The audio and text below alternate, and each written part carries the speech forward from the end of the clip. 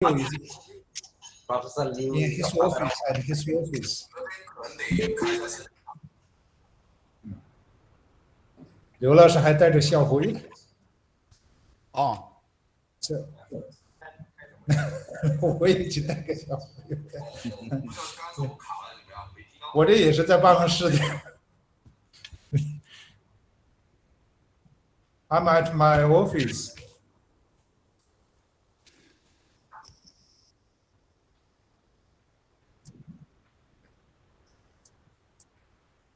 After I have this conference, I will have another conference in tonight.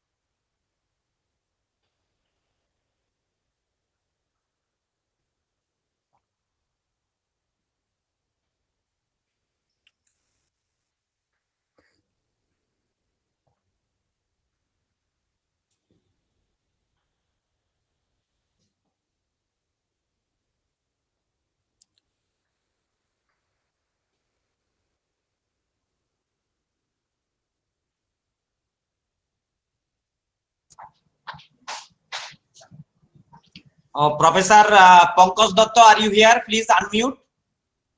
I request Dr. Priyanka Madam, please unmute. Oh.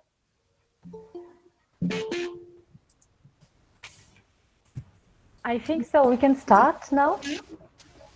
Yes. Now we can start. Please go ahead. Good afternoon.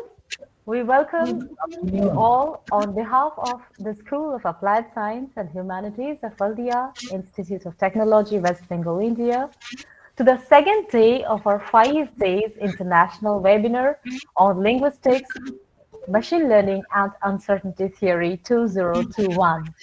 Yesterday only, we had a grand start with so many erudite scholars like Professor Peter Dostal of Brunel University, Professor Deepak Chandra Ghosh of Jadavpur University, who were also the keynote speakers, and Professor Shomarjit Kaur of National Institute of Technology, India, deliberating on various interesting topics, starting from the origin of fuzzy set theory and fuzzy logic, applications of it, to linguistics and its application-based relation to these fields of study in 21st century. And today, we are having another stalwart in the field of uncertainty theory to begin our today's program. He is none but another keynote speaker of our webinar, and he is from the Department of Mathematics of Tsinghua University, Professor Baoding Liu, a name which itself stands as an emblem, because Professor Liu is the proponent of this uncertainty theory. Welcome you, sir. Welcome to our webinar. Well, these people generally get satisfied by just getting a few papers published. Professor Liu's unsettable mind keeps delving deep, and that's why he is also working on some very new theories like uncertainty theory, and is a writer of so many groundbreaking books like Uncertainty Theory, Theory and Practice of Uncertain Programming, Decision Criteria and Optimal Inventory Processes, and so on. He is the author of innumerable research articles, to name a few: Expected Value of Fuzzy Variable and Fuzzy Expected Value Models, which was published in IEEE Transaction on Fuzzy Systems, and it has got very high citation, it hardly needs to mention. Theory and Practice of Uncertain Programming, Some Research Problems in Uncertainty Theory, Chance Constraint Programming with Fuzzy Parameters, and many more.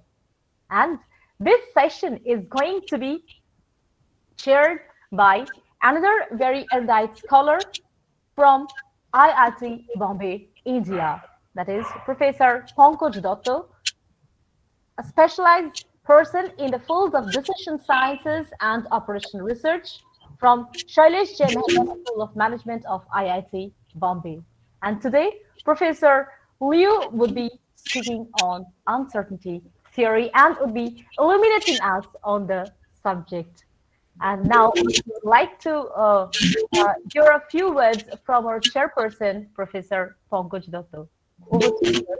And then you will be handing over the session to Professor Liu.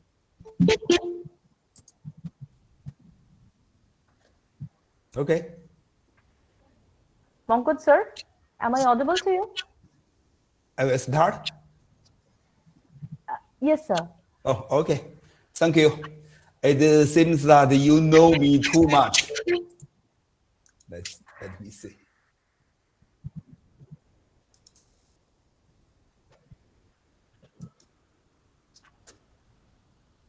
And oh. Hello. Yes, wait a sir, moment, you're wait a audible. moment. Professor Liu, Yeah. sir, Pankaj sir would like to say a few words about you. No, nothing much. You have not left anything to speak about Professor Lee.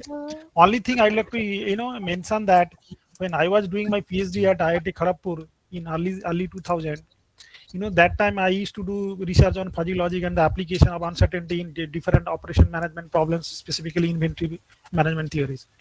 So that time, I used many concepts like fuzzy random variable, etc.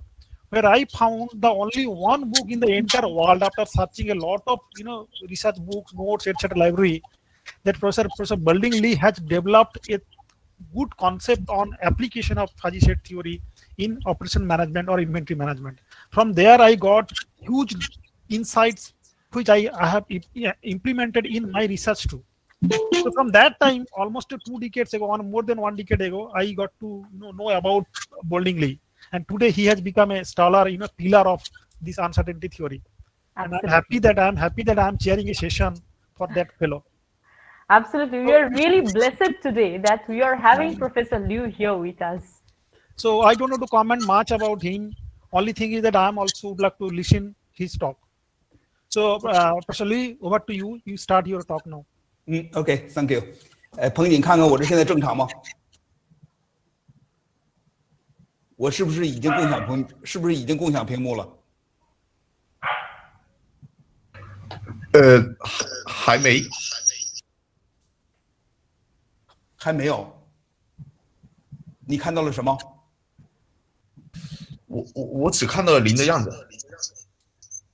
不是我怎么然后这样共享，然后是整个屏幕吗？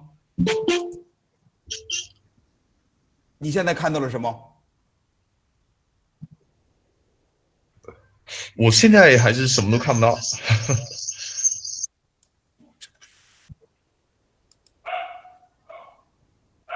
3个。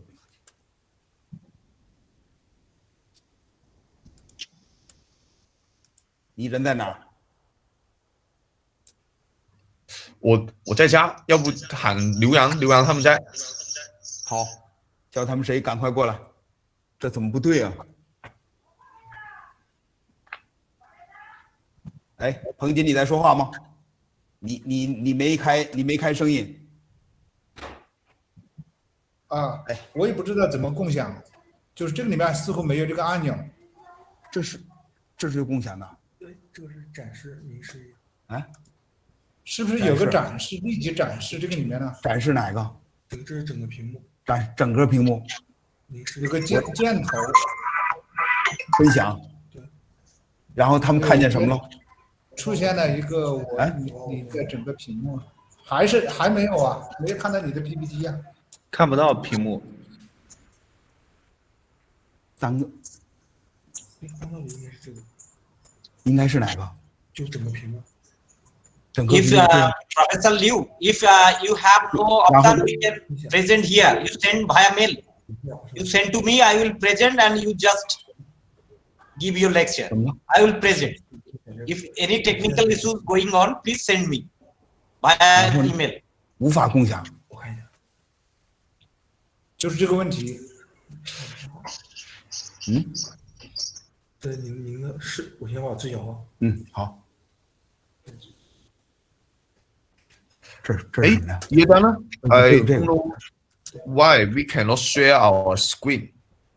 然后 When we share our screen, the software tells us that we cannot share.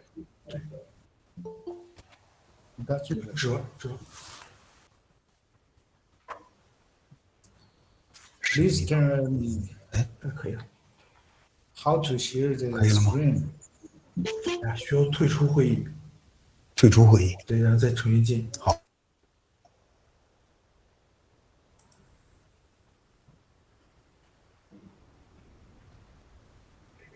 Maybe some technical issue is going on, and Professor Liu would be joining soon.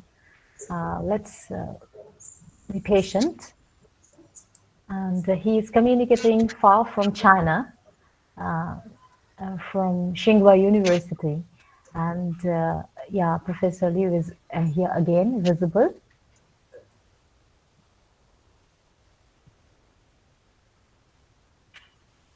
So please unmute yourself. Professor Liu, please unmute yourself. Yeah. Oh, now coming. Yeah, the presentation has come.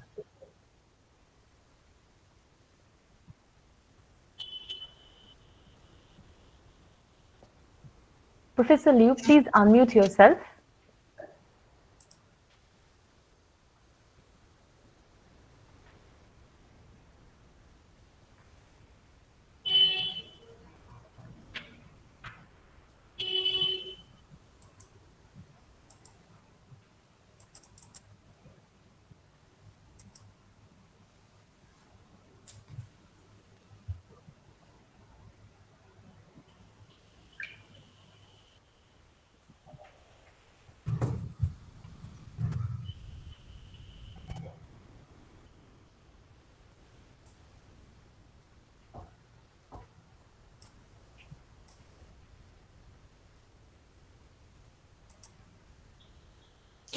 Yeah. Yes. Now it's okay. Professor Liu, please unmute. Please unmute yourself, sir. So please unmute yourself.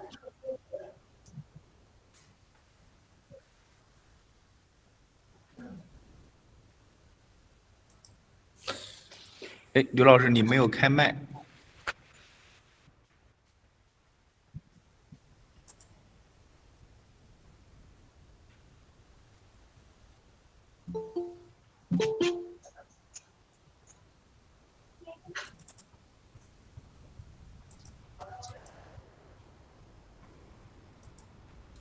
然后重来一遍。这儿。然后单个窗口，单个，对，然后选这个，对，右边。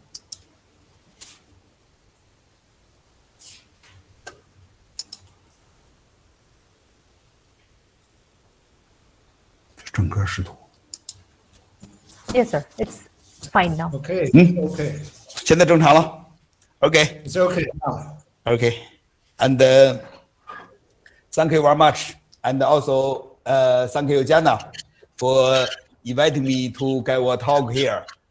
And today my talk title is Uncertainty Theory. And now some people think that uncertain and random are the same. There's no difference between them. Uncertain is random. Random is uncertain. But for me, they are very different. Something is called random if its frequency of occurrence is known. Otherwise, it is uncertain. For example, when we toss a coin, the outcome of tossing a coin is an example of randomness because the frequency that it will come up heads is known, 50%. But the outcome of a falling cake is an example of uncertainty because the frequency that the cake will land butter side is unknown. And the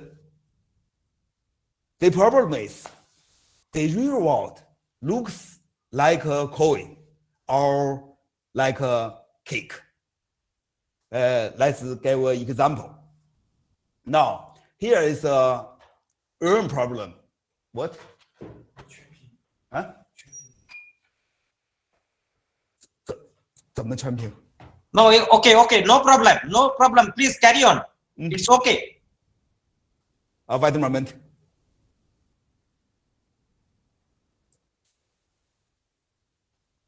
没办法。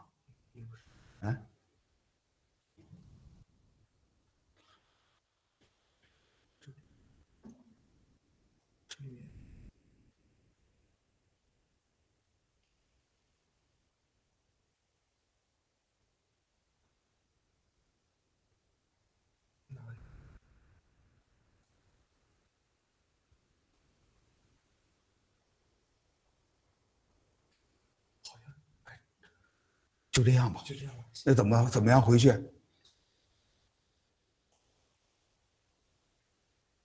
Okay.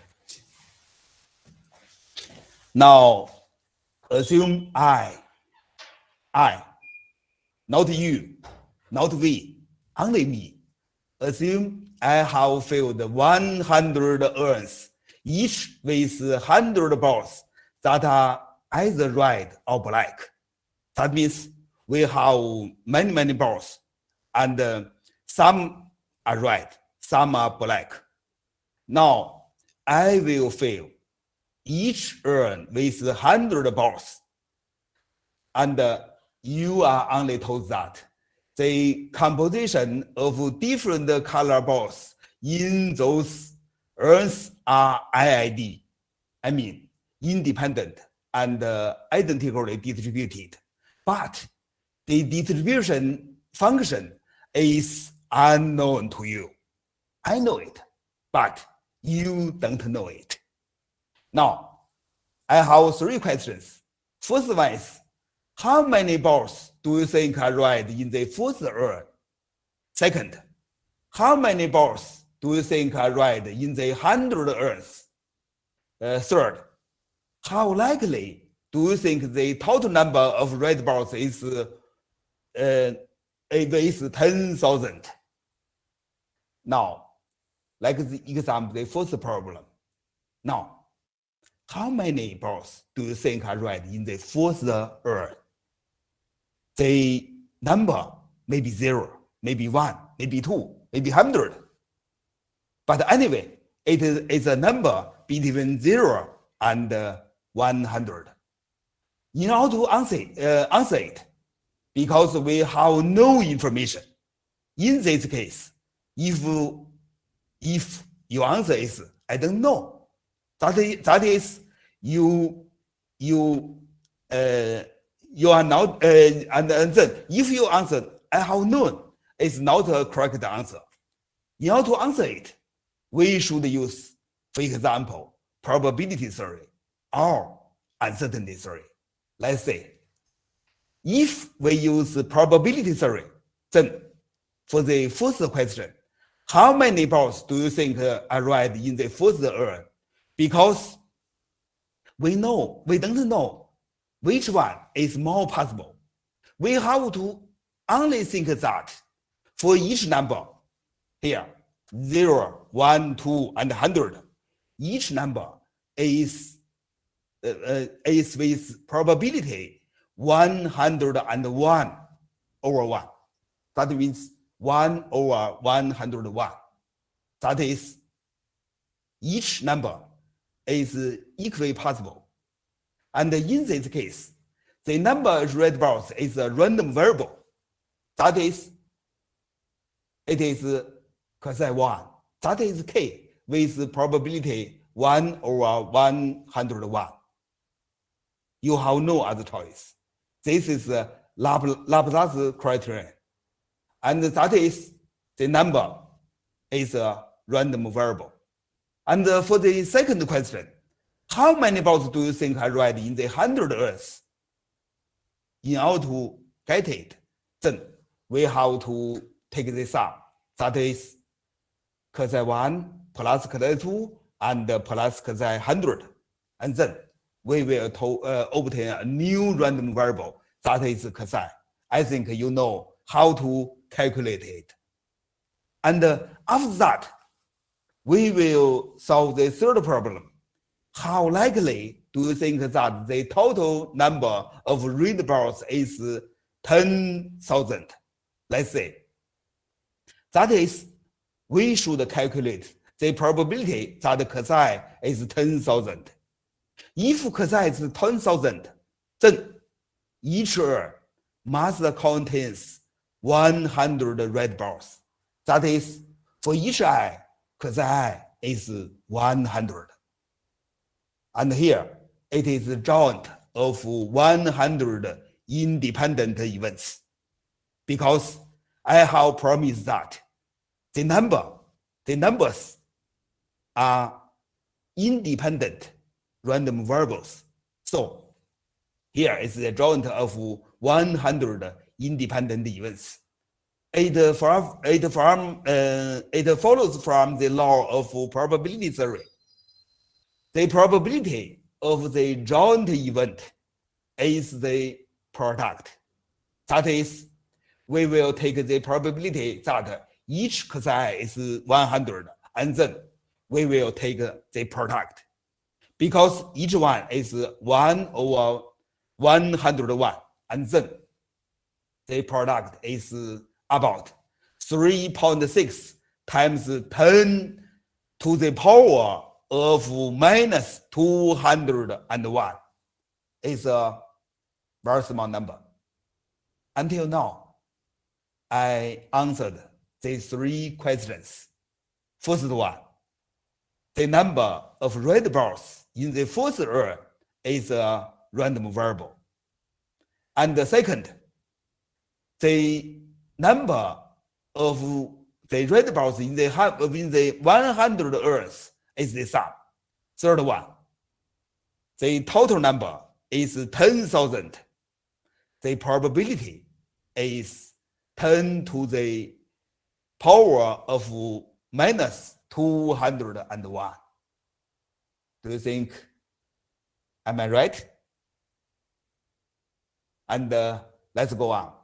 This is the answer by probability theory. Except in addition to probability theory, we have another one, that is uncertainty theory. Now, let's solve this problem by uncertainty theory. In this case, we will answer the first problem, the number of readables in the first run, because we have no information, and we have to think that each number is with belief degree 1 over 101. That is, the number is an uncertain variable. That is k with belief degree 1 over 101. And here, k is maybe 0, maybe 1, maybe 2, maybe 100. And in order to answer the second question, that is, how many balls do you think are read in the 100 earths?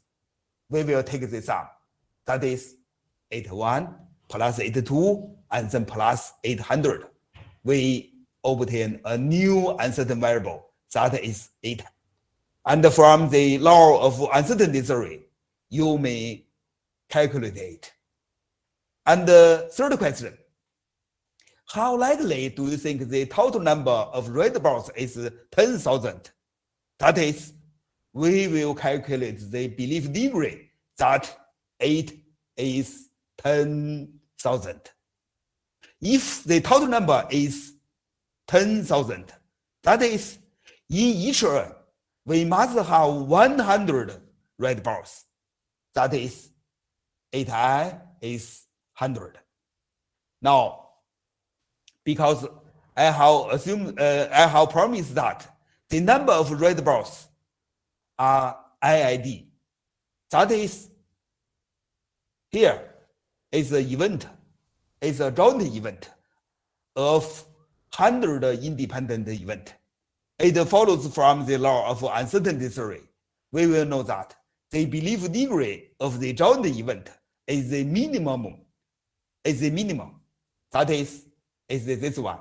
Now, let's say the belief degree of each event is 1 over 101, about 1%. And then we will take the minimum. The minimum is also 1 over 101. This means we got a different answer to probability theory. Now, as a summary, probability theory tells us that the probability of total number of red balls being 10,000 is 3.6 times 10 to the power of minus 200. And uncertainty theory tells us that the belief degree of total number of red balls being 10,000 is about 1%. They are different. Which one is reasonable? Our theory is correct. And now we may have an argue. But I think we can't get an answer until now. In order to know which one is correct, we should have a new problem. This is the fourth one. Fourth one is a byte. Now, we have two options, option A and option B. Option A is you lose $1 million if the total number of red balls is 10,000 and receive $1 otherwise. That is, now we discover the error and we will check the number of red balls. If we find that the total number is 10,000, then you win. That is, then you lose, and you will lose 1 million. And if it is not 10,000, and then you will receive $1. And the option B is I don't buy it because I think it's too dangerous. Now, for these two options, which one do you like? You like A or you like B? And some people like A, some people like B. And I don't know why. If you choose A, I don't know why. You choose B, I don't know why you choose B. But anyway, for us, we know probability theory. We also know uncertainty theory. We should use them to solve this problem. That is, which one is better? Now, if we use probability theory, we should use probability theory to solve this problem. That is, we will calculate the income of A, and we also calculate the income of B. Now, for the option A, the income is we will receive $1, and the probability is 1 minus this one, and we will lose 1 million. The probability is this one, and we may find that it's about 1. Now, if we choose B, because we did nothing, and the income is 0, now you will find that the income of A is 1, and the income of B is 0. 1 is greater than 0. That means A is better than B. If you believe probability theory, you should choose A. That is, in the sense of probability theory, A is better. That is, if you choose A, this means your idea is the same, and your idea, this means if you choose A, that is, you use probability theory. Now, if we use uncertainty theory, we will find that the income of A is, we will receive $1, and the belief degree is 90%. And we also we may also lose 1 million. The belief degree is also 1%.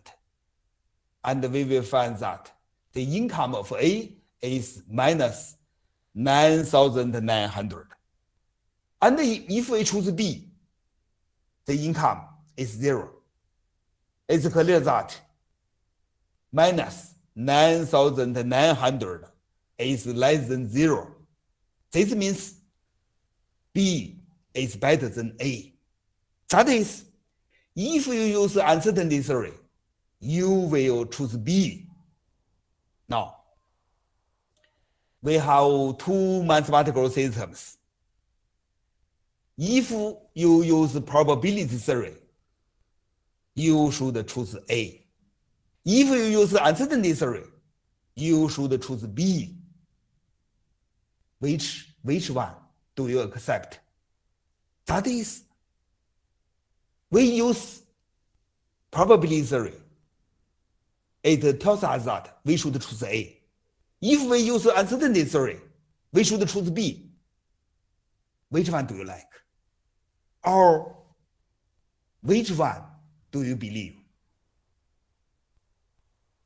In order to answer this question, we should know, how do I fill the 100 Earths? Let's say, at first, before fill the 100 Earths, at first, I will take a distribution function. I will choose the function like this one. That is, if x is less than 100, then phi x is 0. If x is greater than or equal to 100, we will take a phi x is 1. That is the function like this form. On the left side of 100, it is 0. On the right side of 100, it is 1. First, I have the right to choose such a function. At the beginning, I told you, I have a distribution function. I will choose a number from the function, and then I will fill the 100 Earths. I know it, but you don't know. This means I have the right to choose my distribution function. The distribution function is this form. It is a probability distribution function. And then next, I will generate a random number k from the distribution function. What is it? If you think it's 90, impossible, because the density of 90 is 0, impossible. And it is also impossible that it is 101, because at that point, the density is 0, impossible. If we choose a function, if we choose a number from the distribution function, it must be 100, because only the point 100 has a non-zero density. So it is must, what? Next page. Next 没 page. 翻页，对，就停了第3页，一直没动。为什么？ Next page. 啊 Next page. ？Next week， Okay, please go. What did you say? No problem. Please go ahead. Okay, good. Let's restart. Yes, yes. Now it's okay. 这什么系统？重新共享。这儿重新共享对吧？不是先打开这个。对，先否，先点否。否。对，然后回到刚才那个会议软件。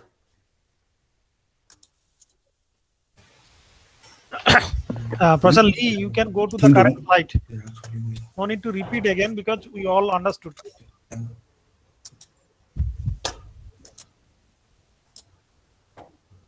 个，然后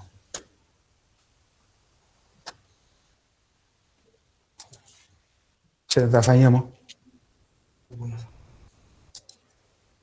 Okay, please. 嗯， Okay. 还是第一页。啊？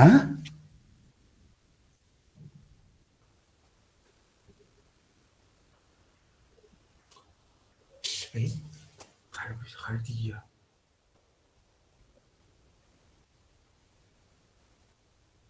难道我们共享的不对？对了吧？现在是第4个。啊？再共享一遍。啊？这单个，这应该是这个。就是这个，不全屏了，就这样。就这样。然后 It's fine. 哦，可以。现在可以了。现在可以。哇 ，OK， 好。我刚才到哪儿了？我们看的一直是没翻页。啊？我们看的一直是没翻页，还是断了，有一排断了。不是，我怎么不翻页啊？这个鼠标没有用，鼠标没有用。好像是，不是的。这是，这个，啊，你是在翻页吗？ Okay. 在翻页，直接对，这个。啊。Fine. Okay, let's go on. And then I will generate a random number k from the distribution function. The distribution function like this one. And then you will find that if we generate a random number, it must be 100. And after I got 100, and then I will fill the first row with 100 red balls.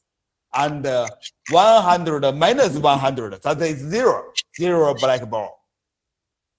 That is, in the first row, we have 100 red balls and no black balls.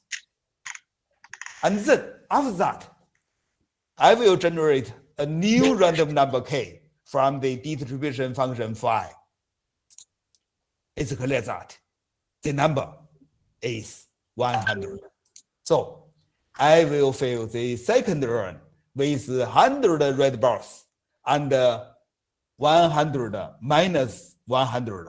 This is 0 black balls.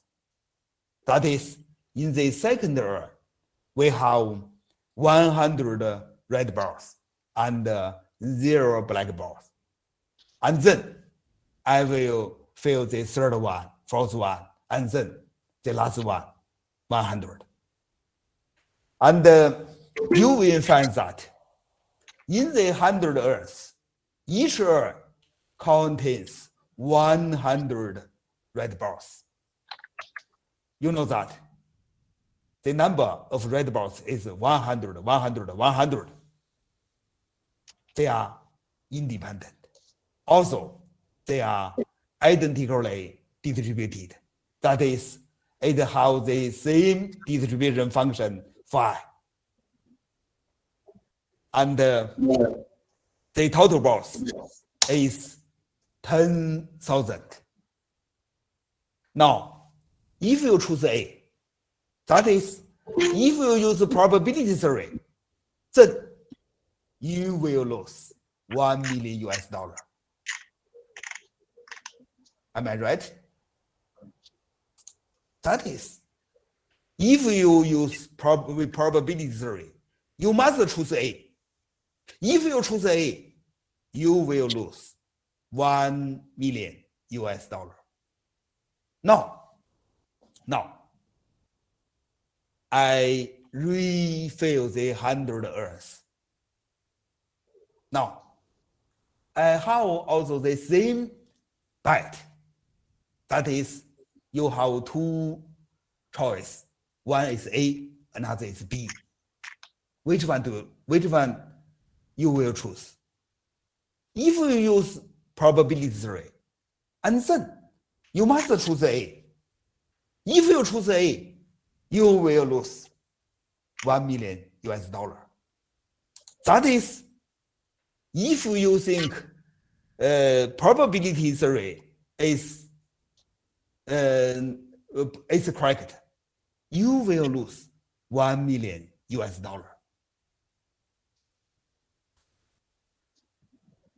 And why probability theory fail to solve this problem? Because let's say the real frequency is at each urn, I will fill 100 balls. That is, at 100, the frequency is 100%. But at the beginning, you think that the distribution function is uniform. That is like the red curve. You will find that the red curve is not close enough to the frequency. That is, if the distribution function is not close enough to the frequency, then if you use probability theory, it will be wrong. That is, in this case, you should use uncertainty theory. Now,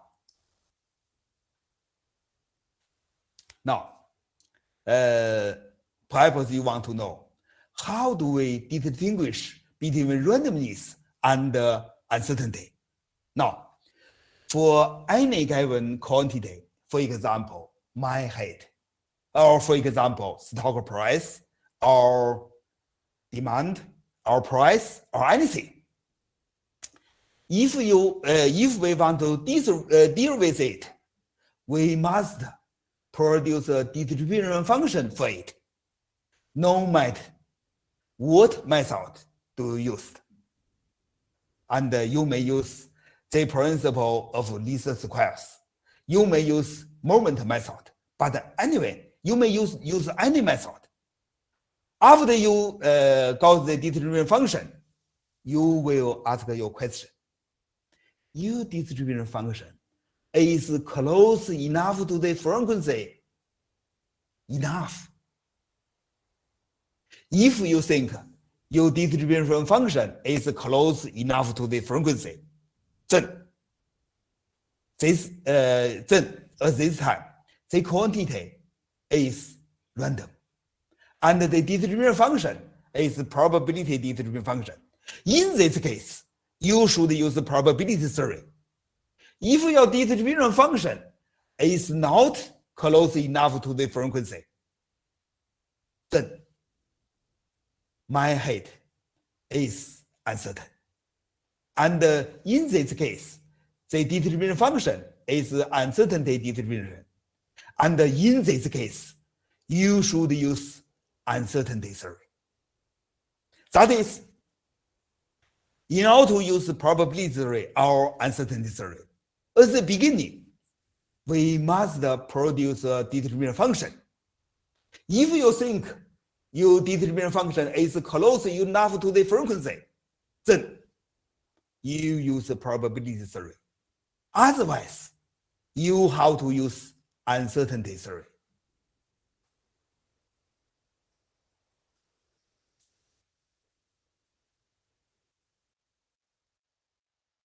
This is wrong. Now this one. Just now, I open a wrong file. Let me.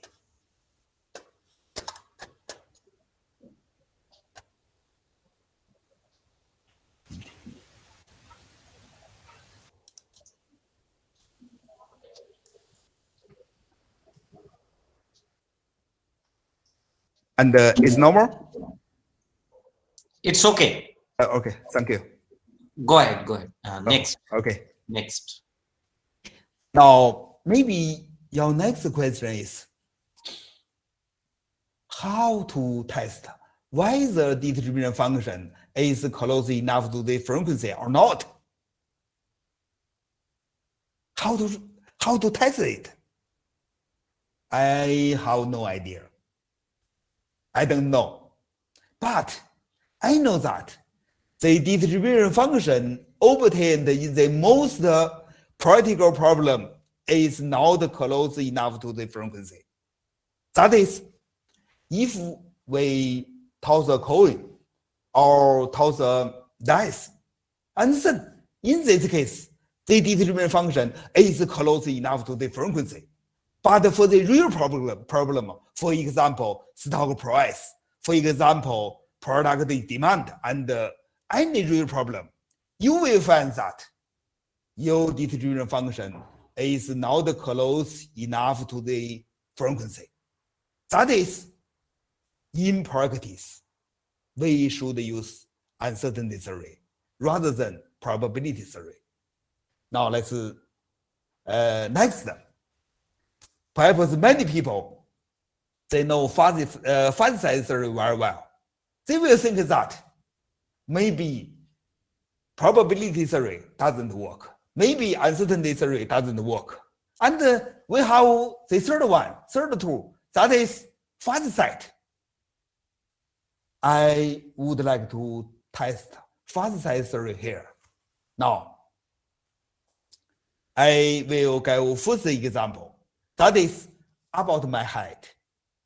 And many of you knows me. And many of you know me.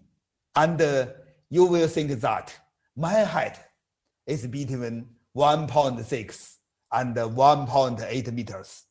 And if you think my height is a fast set, then we may have a membership function like this form. That is, at the point 1.7, the membership degree is 1. And at the point 1.6 is 0. 1.8, the membership degree is 0.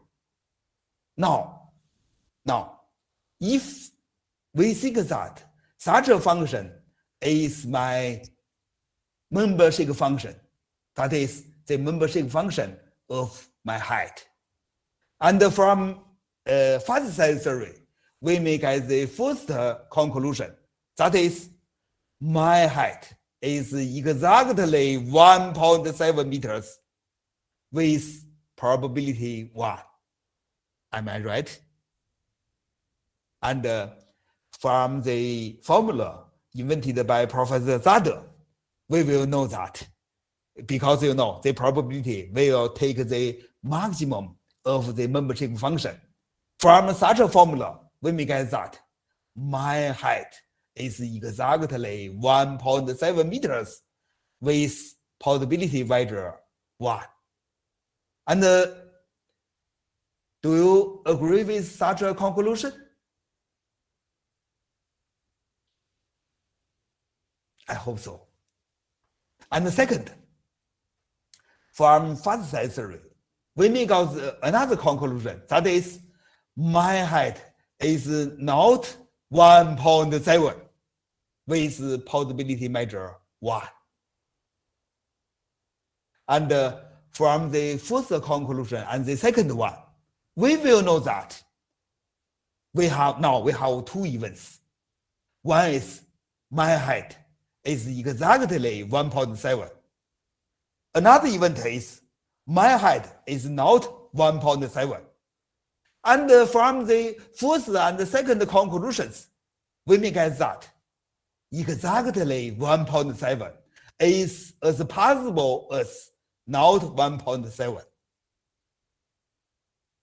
Do you think so? You know, compared with not 1.7, exactly 1.7 is almost impossible. Do you think so? But anyway, from fuzzy size theory, we may get the third conclusion. That is, exactly 1.7 is as possible as not 1.7. All of them have probability measure 1. That is 100%. Now, if you believe probably fuzzy size theory, and then let's consider a byte. That is, now we take a ruler and we may check the exact height of man. And if my height is exactly 1.7 meters, you get $100. If my height is not 1.7, you will pay $100. And do you think this byte is fair?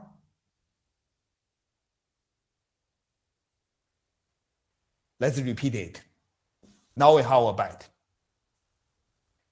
You get $100 if my height is exactly 1.7. Otherwise, you will pay $100. Do you think this byte is fair?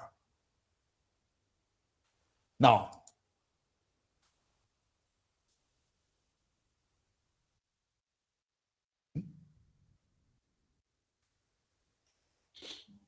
let's see. If you run this byte, you will find that your income from fuzzy size theory, income is 100 with possibility measure 1. And your income may be minus 100 with possibility measure 1. Am I right? That is, if my height is exactly 1.7, you get 100. If my height is not, you get minus 100. That is, your income is a fuzzy set, a fuzzy variable.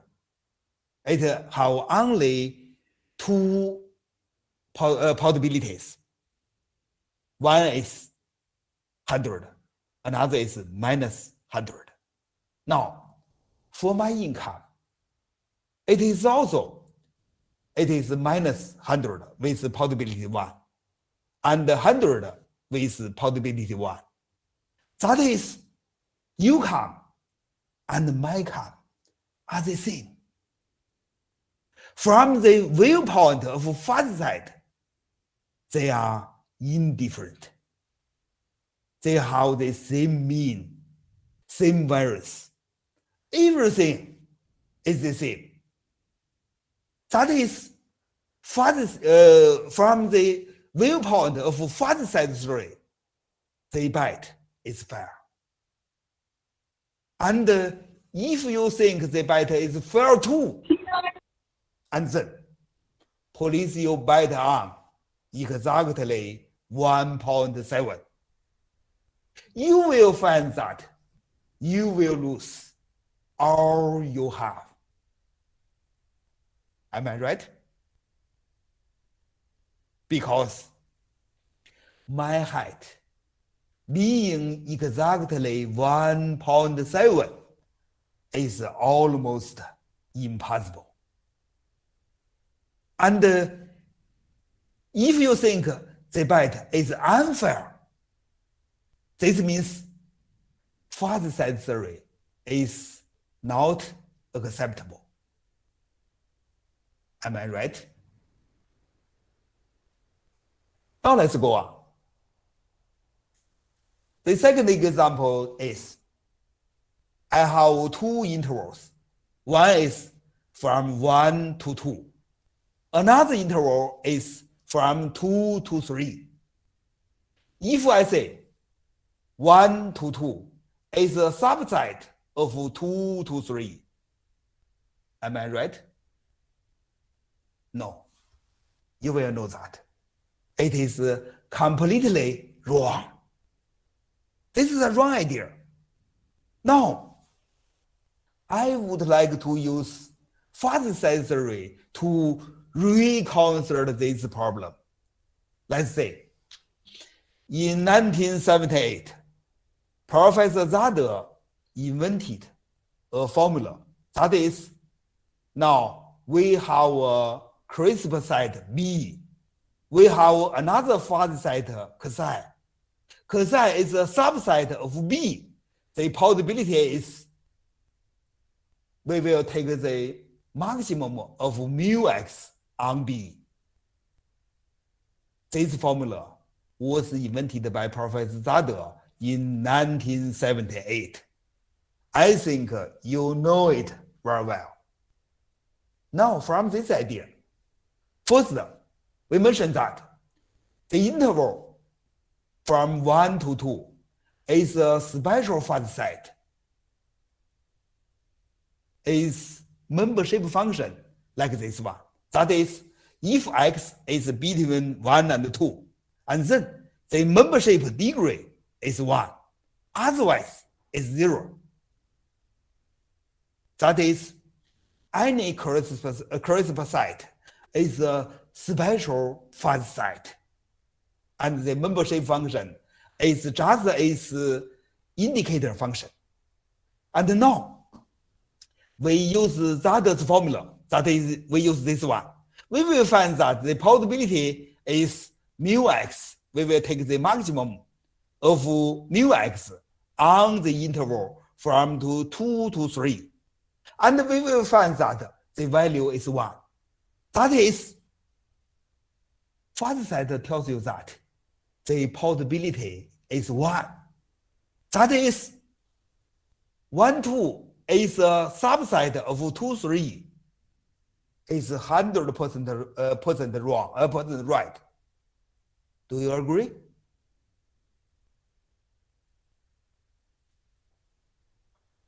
If you are not willing to accept it, this means fuzzy set is wrong.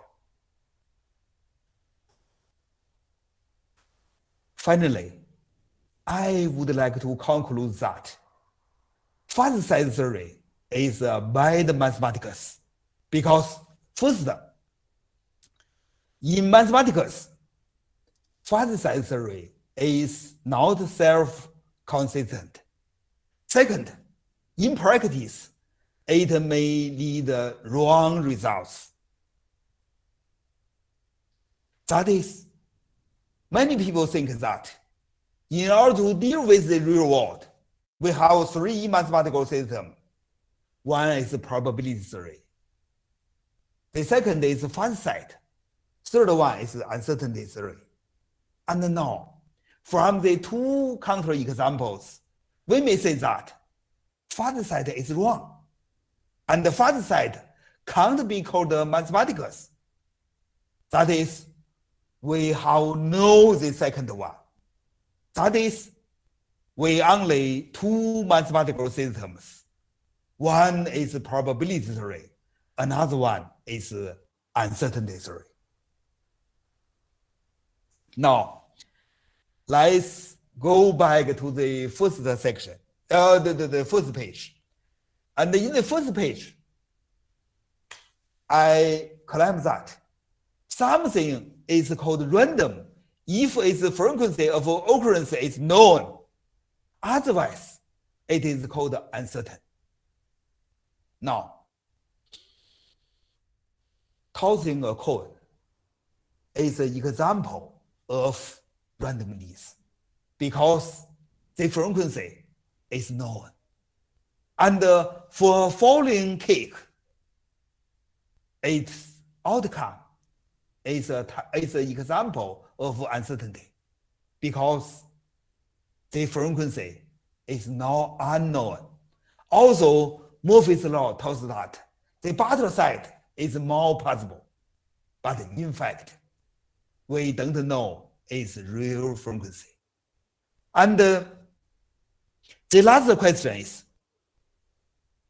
the real world look like the coin or like a cake. We find that the real world is a cake, not a coin. That is, in practice, we should use uncertainty theory rather than probability theory. Finally, I would like to ask you a question. Are you willing to learn uncertainty theory? If so, please download the textbook and lecture slides at this website. You may take a picture and you may download textbook, you may download papers from this website. Thank you. Thank you very much.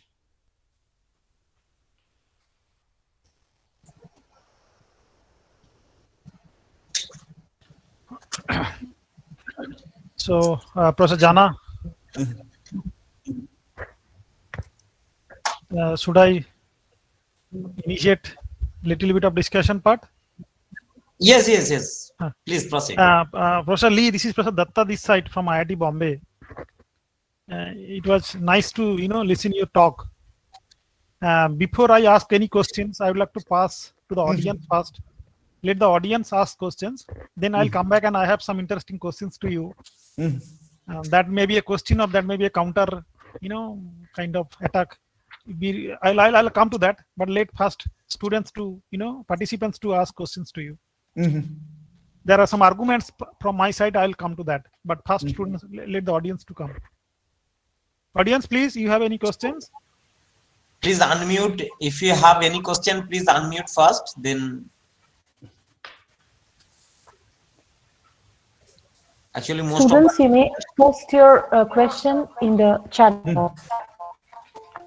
We will take it up.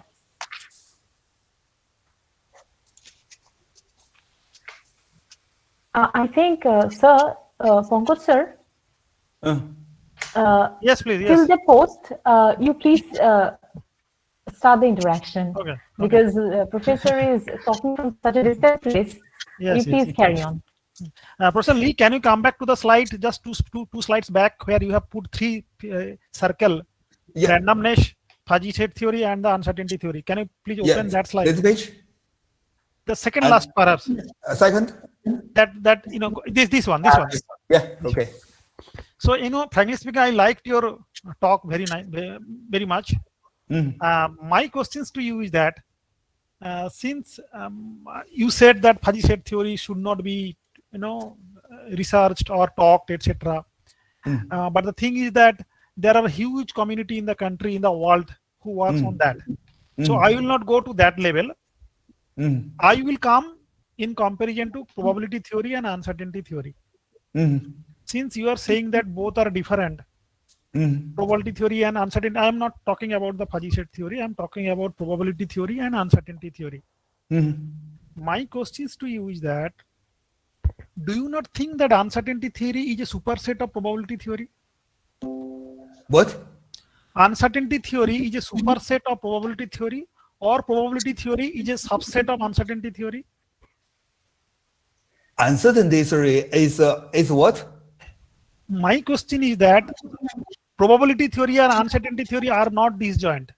Probability theory probability theory is a subset of uncertainty theory. Yeah. And the main difference between probability theory and uncertainty theory is that for probability theory, the probability of the round event is the product. And for uncertainty theory, the belief degree of round event is the minimum. That is, probability theory is not a special case of uncertainty theory, and certainly uncertainty theory is not a special case of probability theory. They are very different. So you are stick to that point that uncertainty theory is different than probability theory. Different. Then in that case, suppose if I give an example to you, when the corona cases came to the world, the coronavirus, when the coronavirus, COVID-19. Can you hear me? COVID-19, the coronavirus. COVID-19. Yeah. What? When it came in early 2020, people are not knowing about the severity of that disease, right? Or the effect of it. People are not knowing that what could be the outcome of that, consequences of it. So therefore, that time the impact of coronavirus was under uncertainty. The analysis, the consequences, the study, the how to tackle it were totally under uncertainty. Now, within 2 years time period, people know the frequency, the death frequency, the recovery frequency, and the how to handle it, everything. The severity of the coronavirus COVID-19, people know it within 2 years time after doing the study. Now the environment is no more uncertainty. The environment is under probability theory. So how come you can distinguish both? This means you want to say that the uncertainty for COVID-19 is random or uncertain. Am I right? In December 19 or January 2020, it was under uncertainty. But now in December 21, it is under probability theory. And do you have any idea about it? Yeah, I'm giving the date also. In January 2020, it was under uncertainty. The entire case was under uncertainty. But now it is no more uncertainty. It is under probability theory. And if so, and I think you may send your research paper to me, and I would like to read it. And then we will discuss this issue later. Okay? Yeah, no. Just I thought of giving a counter example so that people can also participate and they can also have discussions with you. And because you are the leader of that theory, and you are making the complete a different statement that both are different. If you want to make a counter example, you should explain it very well. Okay. Even if you see, say what happened to in different kind of say that Afghanistan issue, for example, Afghanistan issue. What happened? It was under uncertainty. But to some extent, you might be knowing the Kashmir issue of India. You know, right? Little bit. I don't know. So the terrorist attack in Kashmir is no more uncertainty. It's a under probability because people can measure what could be the possibility. But terrorist attack in Shanghai is under uncertainty. Terrorist attack in Shanghai is uncertainty. But terrorist attack in Kashmir is not uncertainty. It's a probability. So why both are different? Because one is a subset of others. Now, once you define the probability, the occurrence of the event is known to us. The uncertainty convert into probability. And I think you may write down your comments and yes. Send it to me. From my side, it is done. From my side, it is done. Okay. Yeah. Anything else from anybody? Actually, from my side, what I understand personally, the basic difference of probability and uncertainty, their way of approaches are totally different. In uncertainty theory, they use measure theory.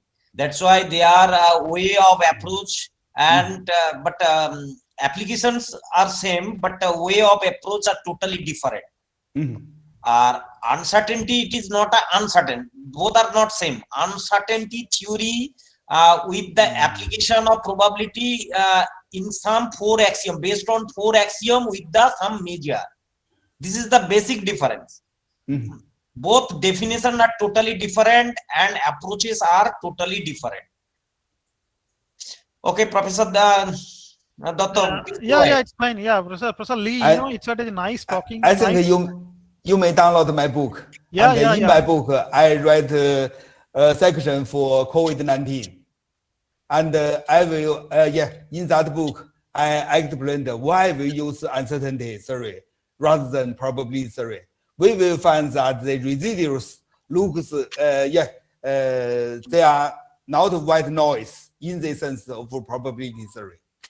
So in that case, you will find the residual plot. Professor Lee, just last questions. In that case, if we study the uncertainty theory, will it cover the probability theory also? Yeah, and in my book, I have many examples and one is COVID-19, and we have also, for example, GDP and birth rates, and also the stock price of Alibaba company, and also the exchange rates between US dollar and Chinese yuan.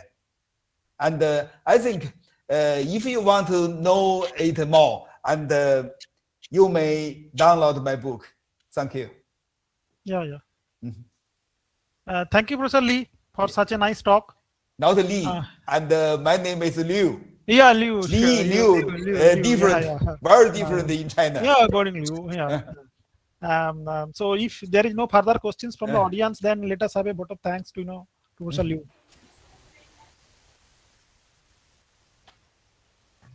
Thank you, sir. Thank you so much, Professor Liu, for such an insightful talk.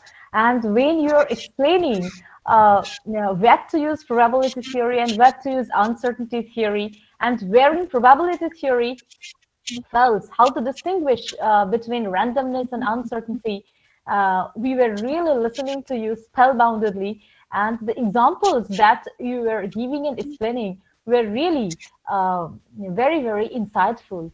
Thank you so much, sir, for being with us, and the conversation that you had with your chairperson, Professor Pankaj Dotto, was also very enlightening. It was very thought-provoking, to speak in short. And now, with your permission, we would like to move on to our next speaker, Professor Jing Peng. Okay. I finished my job. Yeah. Yes, Thank you so much. Thank you very much. Thank you, sir. Thank you.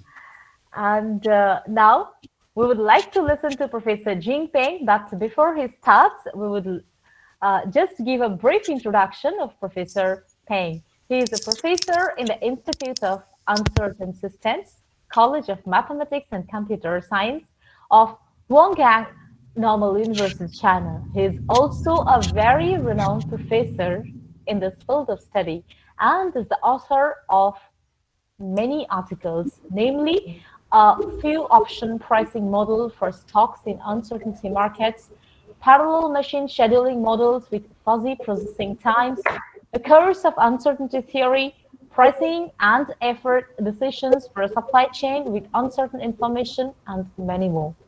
If I continue reading out the whole list, then the whole session would be over.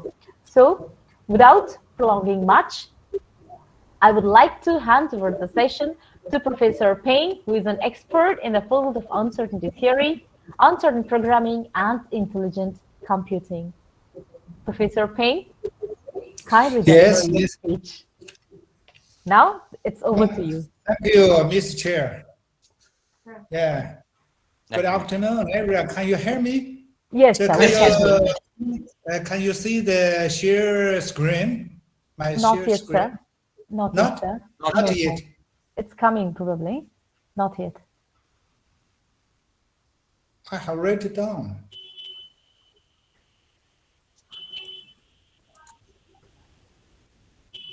No? No, sir. Not so good. It doesn't work. So I have already how to share the screen. Sir, there is one small box, like present now. Just, sir, at the bottom. Sir, you can see the screen? Say here. Say here. So can you see? The small box with an upward arrow?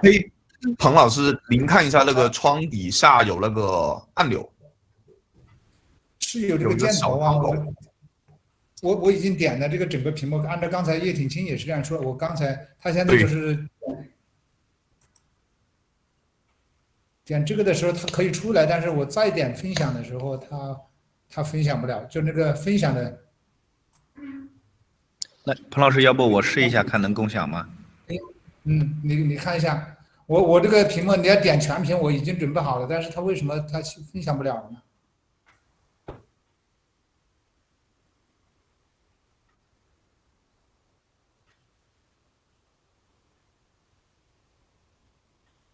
？OK， Please help me.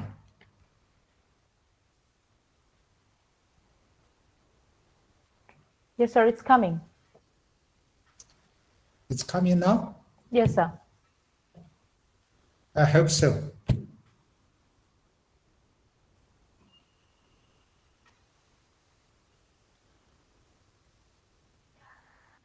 Yes. Yeah. That's it. Yes, sir. It's fine now. Yes. Now it's okay. Yes, sir. It's Can absolutely everybody see my Yes. shared Yes. PPT Yes, sir. screen? Yes, sir. Okay. Yes, we can. Okay. Good afternoon, everyone, dear scholars and participants. Just before now, we have been greatly enlightened by Professor Baudi Liu's lecture we have heard here. As we know, Professor Liu is the inventor of uncertainty theory. So my name is Jian Peng from Huanggang Normal University, China. And I was Professor Liu's PhD student about 20 years ago. So I'm very pleased to enjoy this online conference, and I'm very honored to give this speech. Thanks for Professor John's friendly invitation. Today, I want to talk about some of our work in the field of network optimization with uncertain data based on belief in degree. So what I'm going to talk about can be outlined as the following 4 parts. And now let's move on the next the PPT page. Professor, Dr. Yes, it is. It is okay. Okay, yes, that's it. So I will give this talk in 4 parts. In the first part, I would like to talk about what uncertain network optimization is, and some background information about this research will be talked about. And secondly, I'm going to present how to model uncertain network optimization problems. In this part, I will introduce 3 types of uncertain programming models for network optimization. One is including expected value model and belief degree constrained programming model and belief degree maximum and belief degree constrained programming models. Moreover, I will talk about hybrid intelligent algorithm for solving these models in general cases.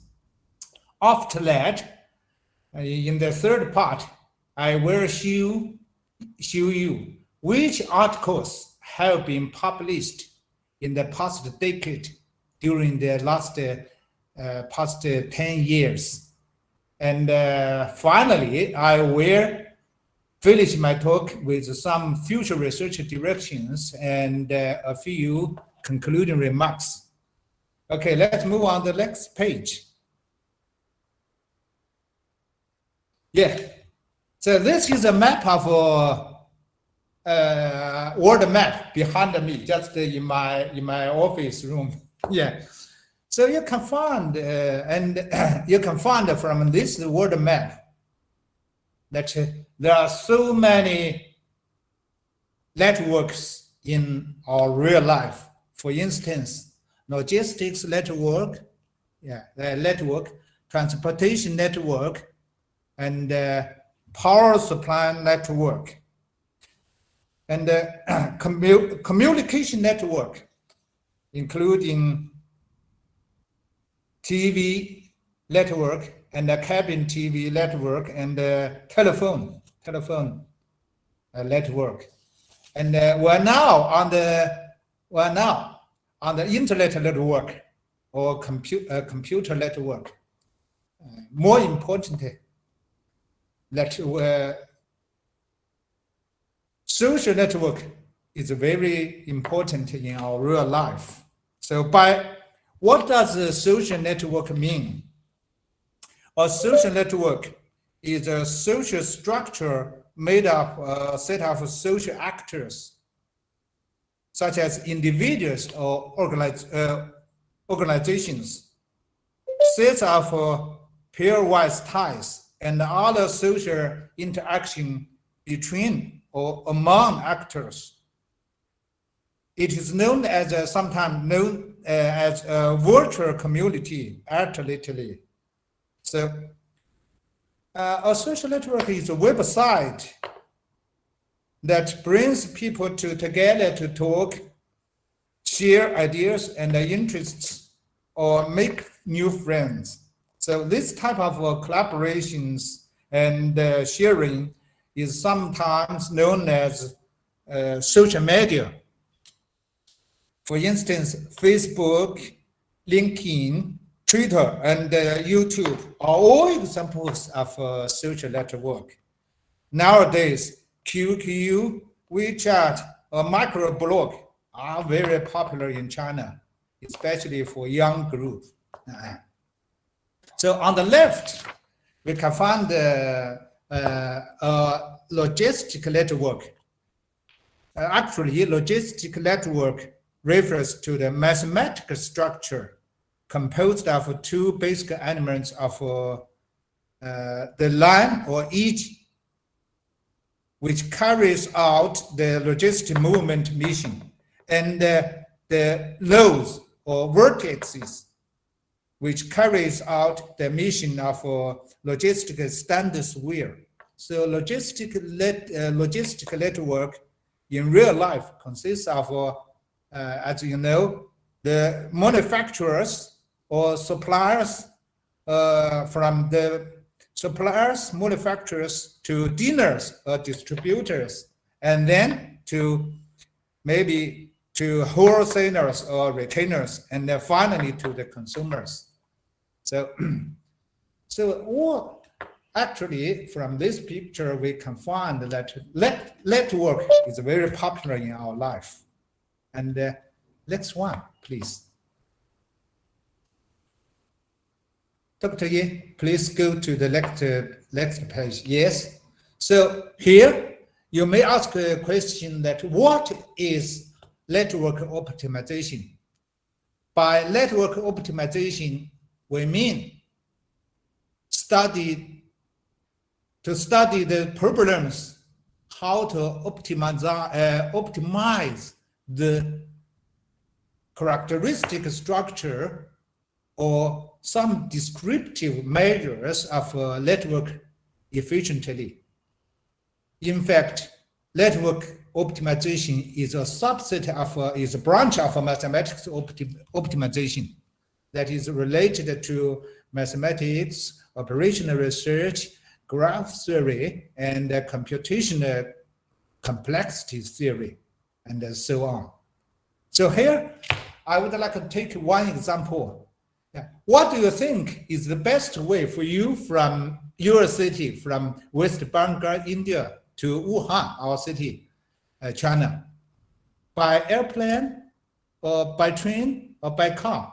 So Professor Jana, several years ago, a few years ago, how did you come to our city, our university? By train, of course, by train, I guess that. So this is related to the shortest path problem or minimum cost flow problem.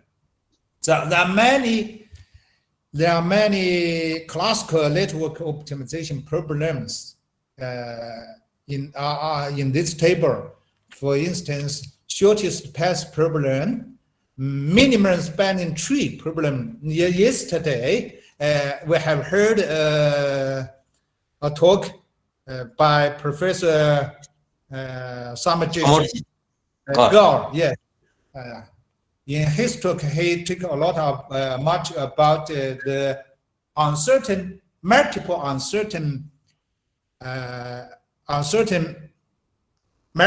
objective minimum spanning tree problem and the models and algorithms.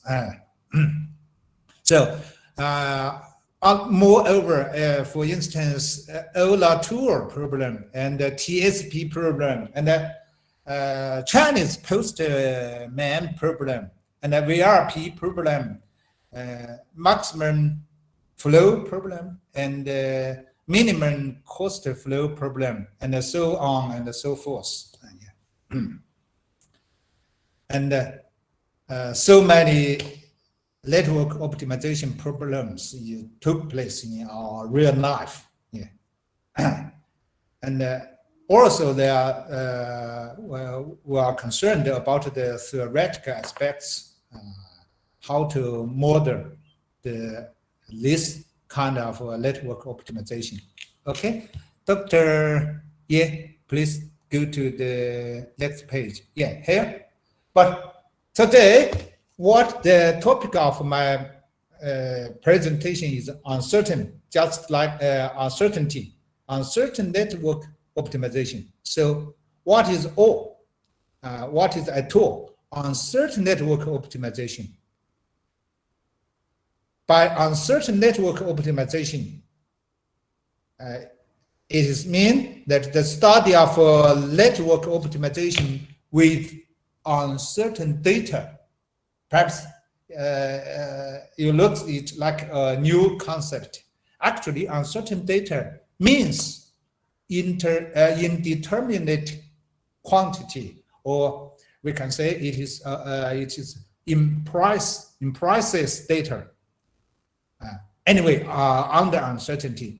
So in uncertainty theory produced by just now by Professor Liu, uncertain data is also described as uncertain variable.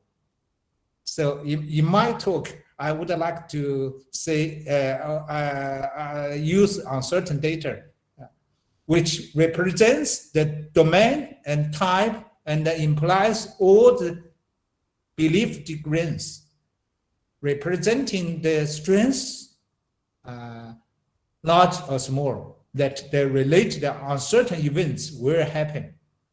So, in one sentence, that uncertain network optimization means network optimization with uncertain data. So recently, I and my co-author, my PhD student, Dr. Zhang Bo, will publish English book, entitled Uncertain Graphs and Uncertain Network Optimization. So thanks to Professor Liu's uncertainty theory and plus network optimization, then we can create a new branch of mathematics that is on uncertain network optimization. Okay, please go to the next one. Here, you may ask a lot of questions that what are the relationships between big data and uncertain data? Just now I mentioned. Here, nowadays we are located in the era of big data. So our era is big data era. So but what is big data? Different people have different views. So from the dictionary, we can find big data refers to data sets that they are too large and complex, so that for traditional data processing is so complex for traditional data processing and the data management applications. So by IBM very famous company that big data is the data characterized by three attributes. The first one is its volume, its bigger scale, and its variety, so many variety, and its velocity. That means the data updated very fast, and even more attributes. Yeah, but here we have to. I have to explain that largest sample in probability theory is not equal big data, and also big data is not means that does not imply determinist data. So big data is not on the background of even on the background of big data. We will encounter the uncertainty. So we have here, there are two aspects we have to address. First one, on the one hand, big data does not exclude the existence of uncertainty, and can be used to, but big data can be used to reduce uncertainty. And on the other hand, uncertain data can be used for taming uncertainty in big data. So uncertain data have a close relationship with with big data. So big data means uncertain opportunities and challenges. So there are so many articles researched on the big data related to big data, but uncertain data means risk and challenges. So here we just mentioned a little bit about the relationship between big data and uncertain data. So in this aspect, perhaps we have a lot to think work to do to make a further explain what is the relationship between big data and uncertain data. You may have your own viewpoints. So I agree with me. Yes. So let's go on to the next PPT page. Okay. So here just now, the listeners propose a question to Professor Liu. What are the similarities and the differences between probability theory and uncertainty theory? Here we can see that both modern probability theory and modern uncertainty theory are based on the mathematical methodology, based on the axiomatic method.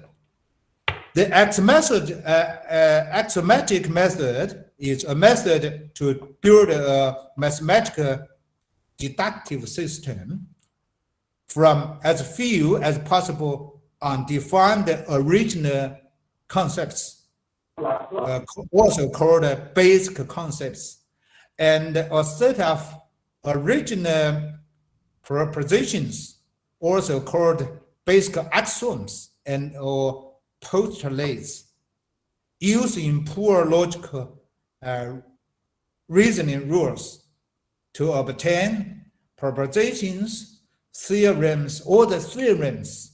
So axiomatic method is a very popular method in mathematics or even in other disciplines. So in order to rationally deal with belief degree.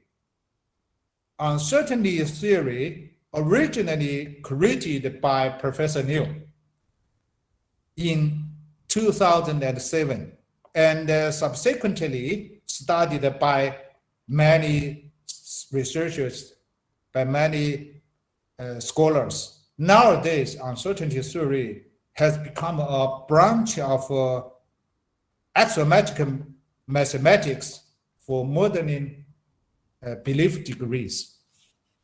So from this page, you may find the similarities and the differences between probability theory and uncertainty theory. Actually, the former third axioms in probability theory is nearly similar to the third axioms in uncertainty theory systems. So, but please pay attention to that. The axiom 3 is a little bit different. One is in probability theory, it is additivity axiom. And in uncertainty theory, it is sub-additivity axiom. This is different. And the main differences should be the axiom 4. And in probability theory, we use the operation by product. But in uncertainty theory, we use minimum operations. So this is the main difference between probability theory and uncertainty theory. So if you are interested in mathematical history, that you can find that from the history from probability theory to uncertainty theory is much similar to the history of from Euclid geometry to non-Euclid geometry. Okay, it's very interesting. Okay, so on this page we just talk about what is probability theory and what are the axioms of uncertainty theory. Okay, so far so good. Okay, please go to the next one. Please turn to the next one. Yes. So just now, Professor Liu gave a very good example to show that why we should use uncertainty theory, and sometimes the probability theory is not suitable to modern belief degree. So here, I would like to take a very simple example to explain probability theory is suitable to model frequency. You can say that, but not belief degree. For instance, consider an uncertain network represented by a railway. We just think it is a railway path of order of 100 sections.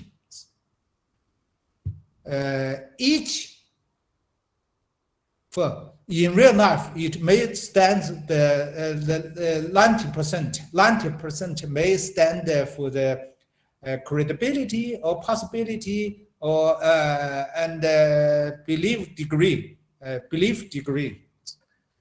Between the two railway stations are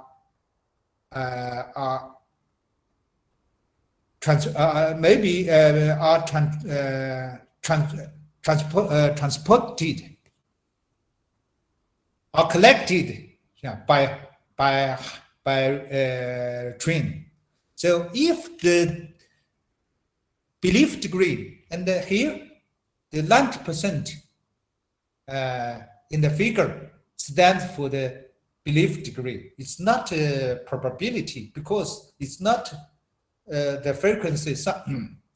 If the belief degree is mistaken to be frequency or probability, then according to the operational rules in probability theory, then the probability of the event, the railway network from the original one to the final one stop is believable equals nearly 0. But if the belief degree is taken to be uncertain measure, then according to the uncertainty theory operation rules, then the uncertain measure or the belief degree is according to the minimum rules equals 90%. And in this case, in this situation, you can find the uncertainty theory is reasonable. In fact, people usually think that the belief degree is almost equals 1. So uncertainty theory is suitable to modern belief degree if the frequency is unknown. Of course, if you know the frequency from the real life, then you can use the probability theory. So probability theory is of uncertainty theory is a friend of probability theory, not enemy of probability theory. So this is maybe you can find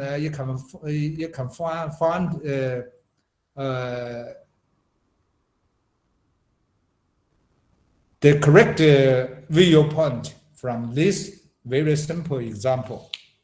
Okay, let's go to next one. So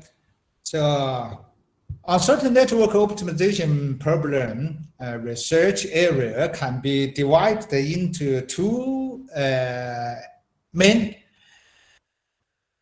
parts. One is uncertain graph, which laid the foundation of all theoretical foundation of the uncertain network optimization. The other one is the uncertain network. In this uncertain network, all the weights on the edges, on the line are uncertain data.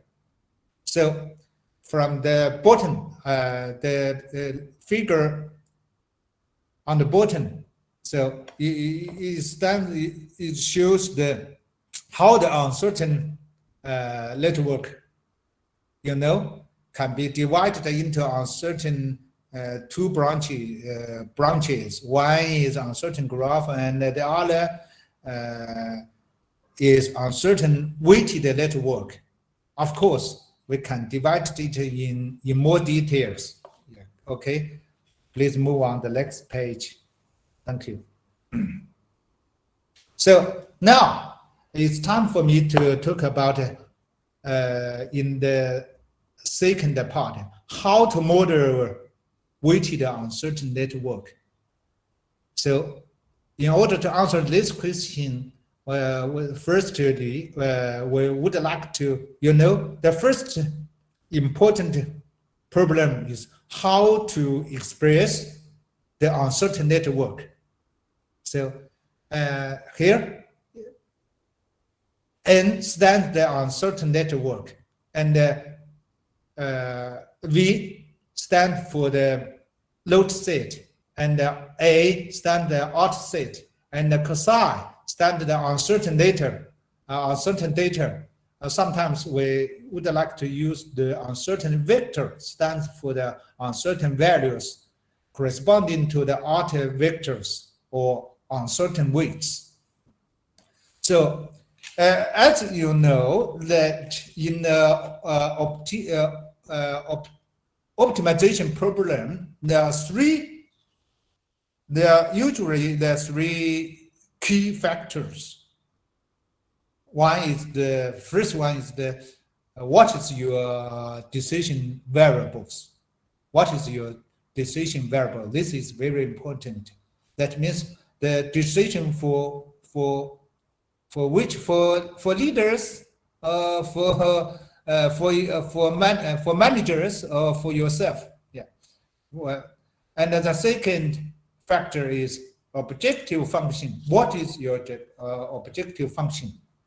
So please pay attention in here that in a certain environment, we have to do some modified operations to the objective functions, because a certain function cannot compared directly. We just we have to, what we can do is just to, by way of expected value, or by way of the critical value, pessimistic, optimistic values, or pessimistic values. And of course, sometimes we can use the uncertain measure for the maximize the uncertain matter of uncertain event. So, and the third factor is uncertain constrained conditions. We do decision making under the conditions. Yeah. Here, M stands for the belief degree or uncertain measure, and the alpha G's are the determined confidence levels. Okay. This page just stands for how to model uncertain network optimization. And the first thing is how to represent the uncertain network according this way. And then yes, please go to next page. So there are, just now I mentioned at the beginning that there are three types of uncertain programming models for uncertain network optimization problem. First one is expected value model, which can be expressed here like this. The left one is the original model, and the right one is the transformed new model.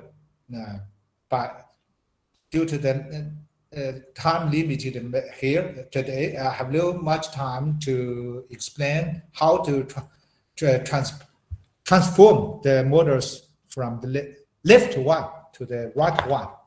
So let's move on the second model, the second type of model. Next page, please.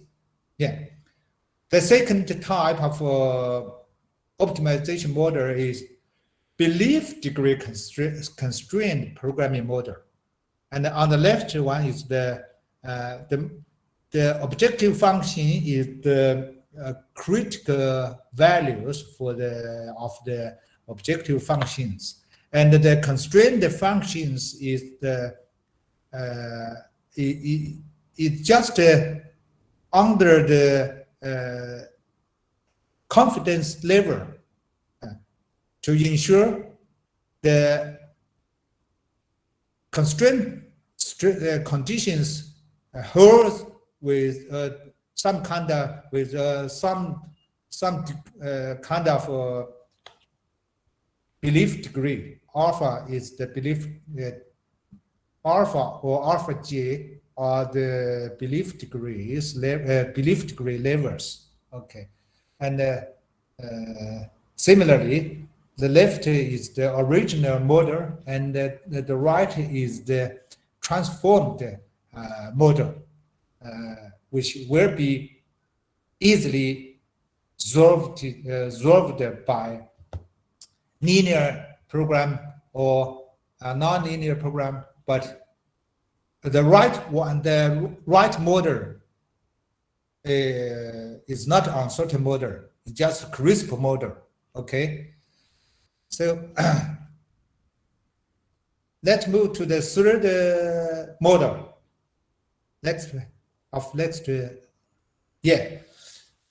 The third model is belief degree maximized and belief degree constrained programming model. In this model, you can find the objective function is to maximize the uncertain measure of some uncertain event related to the objective function.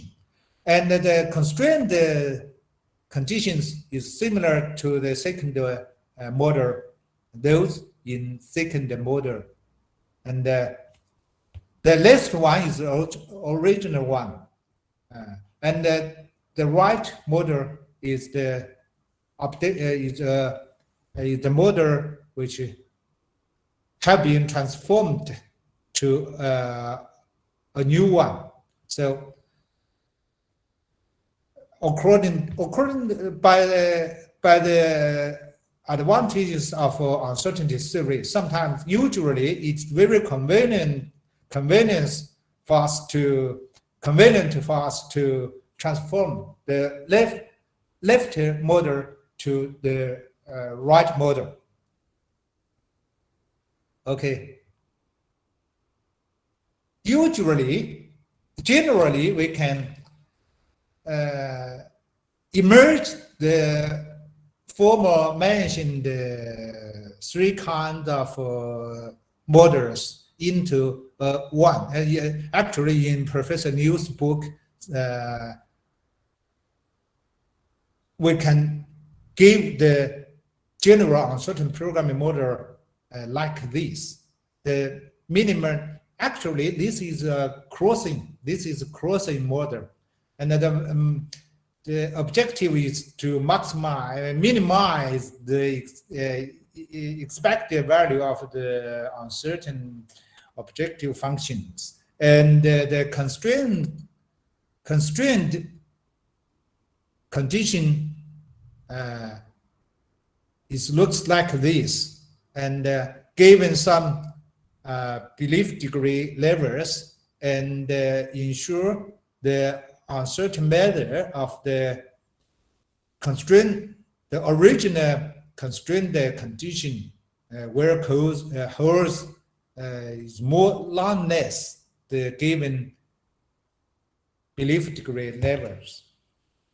Okay, so this is the general model, one model. Yeah. So how to solve the proposed models? And the basic method is to do a model transformation, and by way of uncertainty theory with good properties. Yeah. So it will help us to transform the left model to the right models. Okay, and if in some complicated situations, maybe it's not so easy to transform the uncertain models to determine one. So in this case, in these cases, we may use the solution method. Sometimes we use classical algorithms if possible, and then we can use mathematical software or such as MATLAB or Lingo, and so on and so forth to solve the crisp determined model. But if not, it is not in this case, then we can use the so-called hybrid intelligent algorithm. Actually, this HIA, hybrid intelligent algorithms, consists of a certain simulation method and intelligent algorithm. Okay, due to the time limited and its complexity here, I have no time. I'm not going to give some more detail about the hybrid intelligent algorithms. So let's move to the second part. Next page, please. Yeah. In this part, I would like to show you some published articles related to uncertain optimization, network optimization. The first one is, just like I mentioned, the first branch is uncertain graph. This branch is related to uncertain network optimization with uncertain topology structure.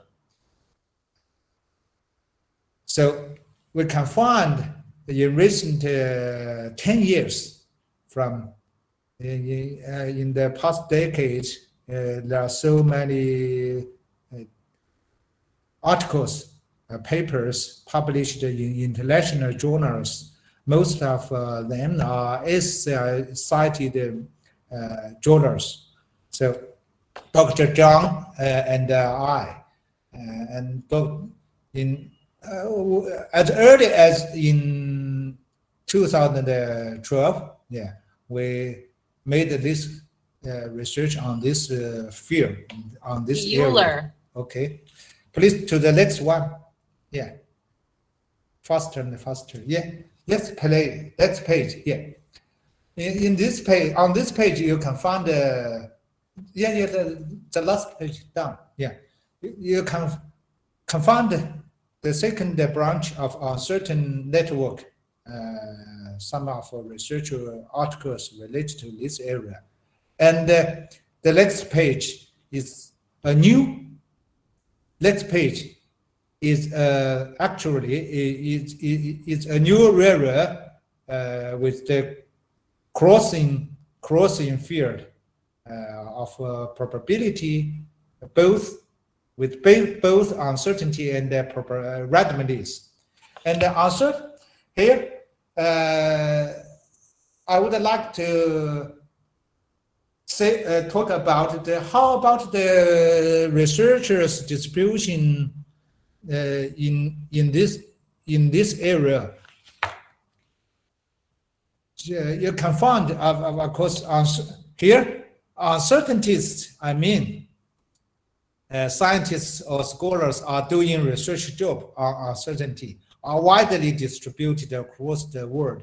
Actually, the book written by Professor Liu, Uncertainties, have already translated into other language. For instance, Japanese, Russian, and several other languages.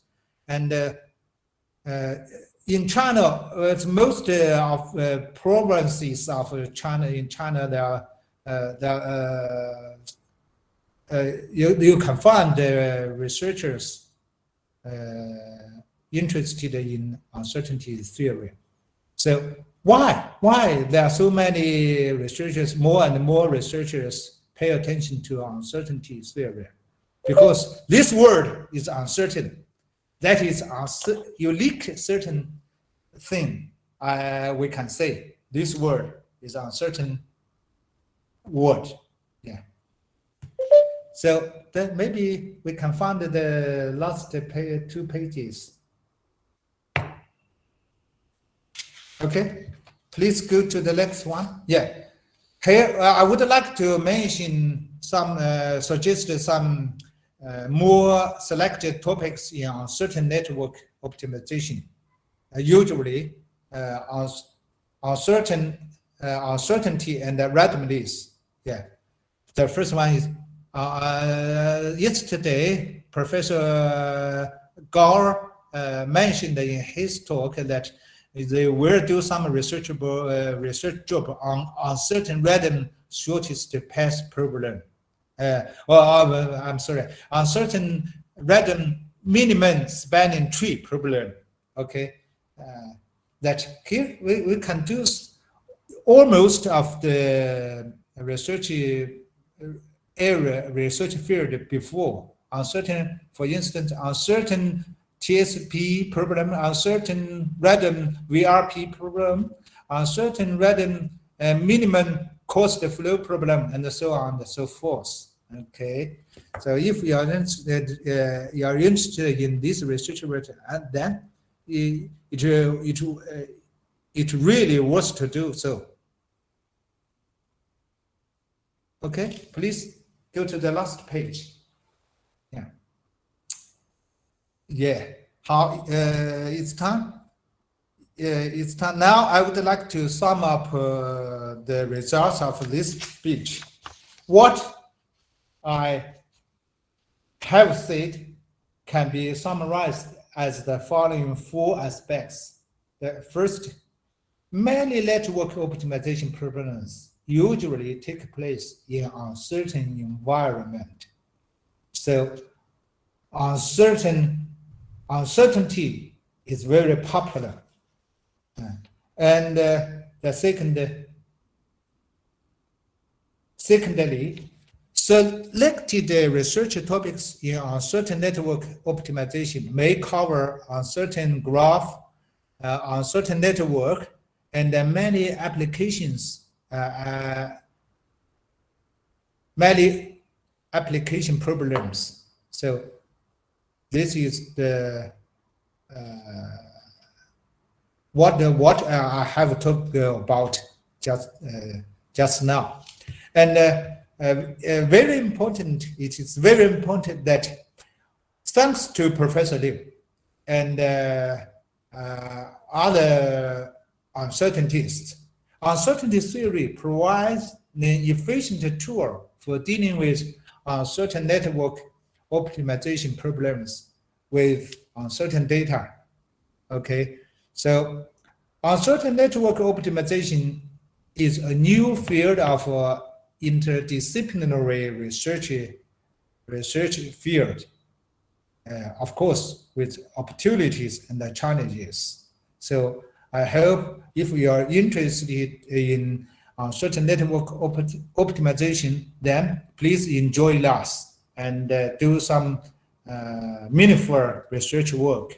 Okay, so the next one, if you are the final one, please proceed. If you are interested in a certain graph and network optimization, please refer to our book online on this website, http, and the book title is Uncertain Graph and Network Optimization. Okay, that's all for my presentation. Now it's time for me to finish my speech. Thank you very much for your kind attention. Thank you all. Thank you so much, sir, for your illuminating talk, wherein very nicely you have explained your new concept, uncertain network optimization, which stands for uncertain data as well as network optimization. And while explaining that, Professor Payne, you have so nicely explained the relationship between big data and uncertain data, hybrid intelligent algorithm, and more importantly, so nicely resolved the confusion between probabilistic theory and uncertain theory, a question that was raised after the first speech by Professor Baoding Liu. Thank you so much, sir. And now I would request our chairperson, Professor Pankaj Dotto, to kindly. say a few words. Thank you, Priyanka. Professor Peng, it's a nice presentation, nice talk, and the concept, like one by one. Initially, Professor Liu has given a introductory concept of the uncertainty theory, and now you have applied it to the network optimization models. So it's a very nice topic, very nice thought, and very nice way of presentation to the layman people like us who don't work on that domain. So I have one or two questions so that we should have a fruitful discussion part. But before I ask the question, I would like to ask the audience if they have any questions. Otherwise, I'll ask the question. Audience, please. Sir. So Priyanka, should I continue? Yes, better you continue. If we have any question, then we will take it up. So, Professor, thank you for your comments. Would you like to repeat your question? Yeah. Now my question is here. My first question is that once we incorporate that uncertainty theory in the network optimization and design the structure, if the problem is of large scale, large scale optimization problem, in that case, how to handle the situation? If it is NP hard or say to some extent large scale with many variables, is there any software or we should go only hybrid algorithm? Or is there any specific, will we get the exact methodology solution? How to handle the situation for large scale network optimization problem with the uncertain theory? Have you ever handled such type of situation? For small scale problem, I can understand we can have a algorithm basic and we can get a approximate solution or Pareto optimum solution. But for large scale problem, suppose you are solving a global supply chain problem in the current scenario of global supply chain, in that case, how it can be handled? Any thought or suggestion to us, to the budding researchers like me? So your question is how about the algorithm in the large scale problem? Is this right? Yeah. It's a good question. That I didn't make much detailed explanation in my talk.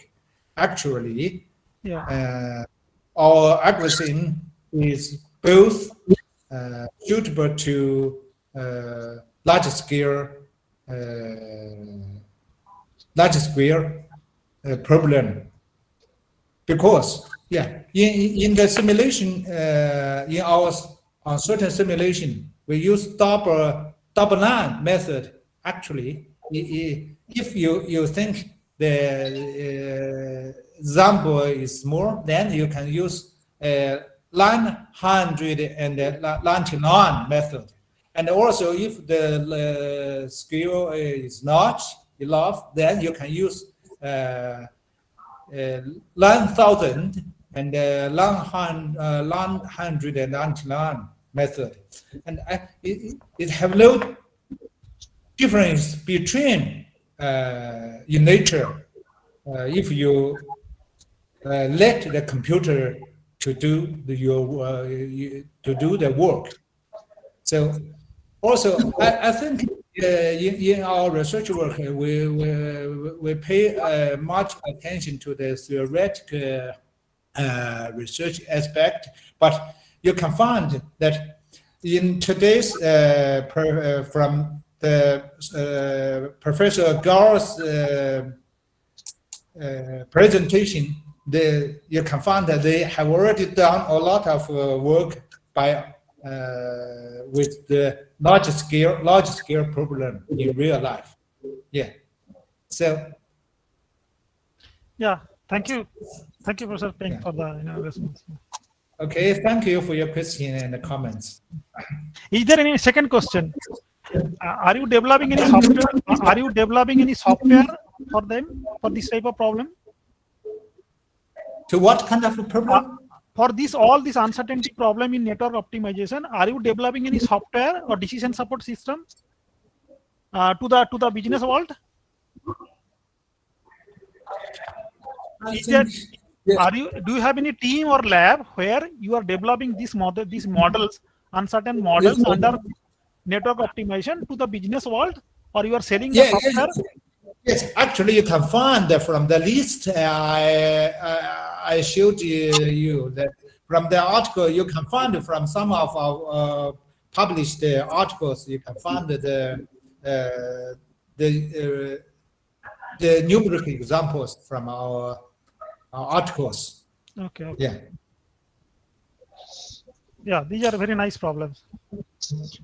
So, Professor Peng, I want to add one line. So, when I visited your university, Hangang National University. Welcome you to Huanggang once again. Yeah, due to the COVID-19, I haven't go abroad to enjoy international conference in recent 2 years. So I hope so in the future, someday, I could visit your university or your country. In the near future. Yeah, together with Professor. Yeah. I want to add one line. Professor Liu, Professor Peng they are not only mathematicians, they are a good human beings. So in 2019 I got a ample scope chance. They have provided everything. We have some language barrier, but in spite of this, they are nice cooperations. I spent 30 days with them. Amazing experience, Beijing as well as Hangang University. So my dear students, I convey this message. They are not a good mathematicians. They are a good human beings. So whenever you visit their university, you will get a good environment so that you can learn from them. So the uncertainty theory is a new domain. So our humble request in fuzzy set theory, there are some lacunas. So those who are interested to learn uncertainty theory, already Professor Liu has sent his new book. So please send write to mail me. I will give you his new edition books. So thanks all. Madam, please, over to you. Yeah, thank you for your hard work, for your excellent work to organize this online intellectual webinar. Yeah, we can make friends, new friends from your conference. We can, thank you anyway. Thank you so much, sir, for this brilliant deliberation. And we were all enjoying the session right from the moment Professor Liu started his speech, and we are really finding a lineage. Professor Liu was your professor also, and now you have also worked in this field, and we are really drawing inspiration a lot from this lineage. And now, with your permission, I would like to move on to another student of Professor Liu, who today has also become a stalwart. Well, excellent doctor. Yeah. Doctor. Yeah. Thank you, beautiful Dr. Chairperson. It's welcome, sir. It's welcome. Thank you. And now we are going to listen to another speaker who, as I was saying, is also a student of Professor Baoding Liu. That is Dr. Weichen Liu from Beihang University, Beijing, China. Recently, he has joined this university, and he is, it hardly needs mentioning that he is another expert in this field working on uncertainty theory. Today, he will deliver his talk on uncertainty statistics and its application. He has also penned down several research articles, to name a few: residual and confidence interval for uncertain regression model with imprecise observations, uncertain data envelopment analysis with imprecisely observed inputs and outputs, uncertain maximum likelihood estimation with application to uncertain regression analysis, an uncertain DEA model for scale efficiency evaluation, numerical method for solving uncertain spring vibration equation, and so on. If I continue to read out his number of articles that he has already penned down, again, I will run short of time. So Now, without elongating the speech further, I'd like to hand over the session to Dr. Liu, Watchon Liu. Over to you, sir. Thank you. Thank you very much. Okay, so let me share my screen.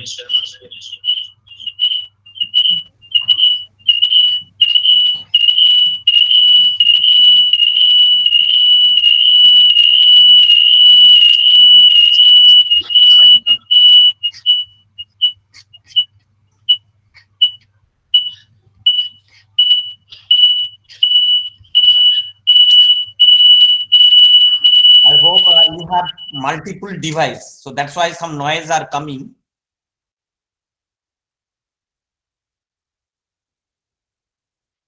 First, you unmute yourself.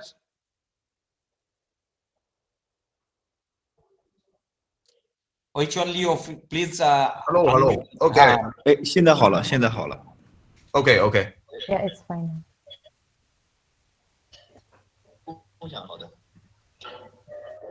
Oh, okay. Can you see my screen?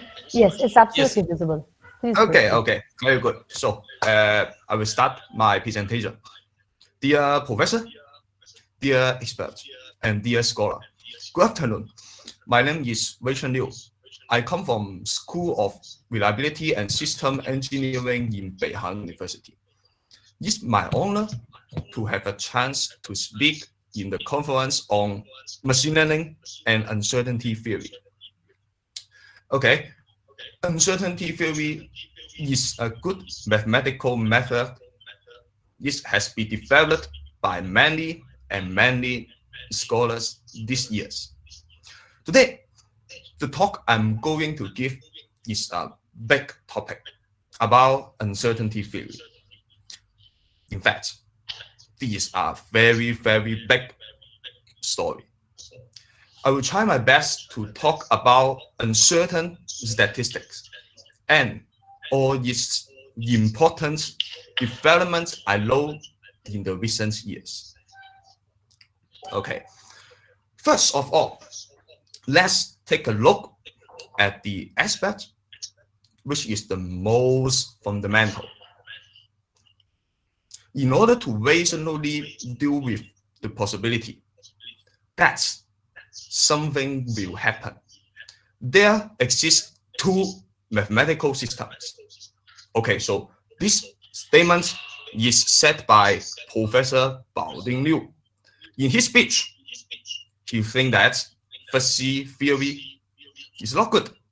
So, in my presentation, we just talk about two systems: probability theory and uncertainty theory. Okay, so let's wait a moment. Okay, and let's go on. In order to rationally deal with the possibility that something will happen, there have two mathematical systems. One is probability theory, and the other is uncertainty theory. There is low fuzzy theory. Okay, probability theory is a branch of mathematics concerned with the analysis of frequency, while uncertainty theory is a branch of mathematics concerned with the analysis of belief degree. In order to use them to handle a quantity,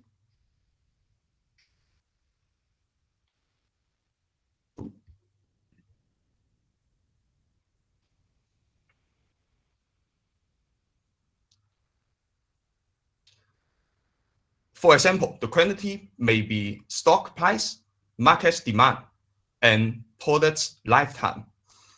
The difference between probability theory and uncertainty theory does not lie in whether the measures are additive or not.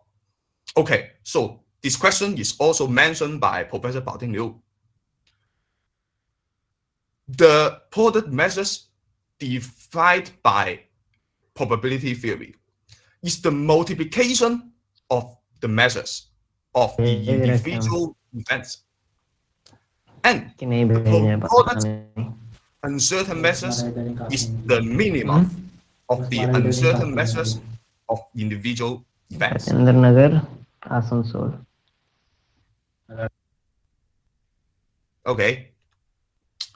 And what is uncertain statistics? Uncertain statistics is a set of mathematical techniques for collecting, analyzing, and interpreting data by uncertainty theory. And similarly, what is probability statistics? If you use probability theory for collecting, analyzing, and interpreting data, then it will be probabilistic statistics. If you believe that it is better to use uncertainty theory, then use uncertain statistics. Okay, then an essential problem must be when and which probabilistic statistic or uncertain statistic is better. Okay, to answer this question, let's see a legend.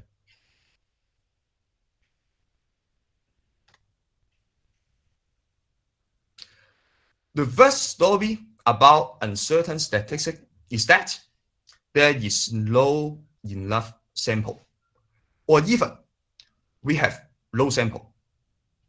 And then the experts' experimental data should be applied. In 2010, Liu proposed a questionnaire survey for collecting experts' experimental data. The starting point is to invite one or more domain experts who are asked to complete a questionnaire about the meaning of an uncertain variable. The domain expert is first asked to choose a possible value x. For example, 140.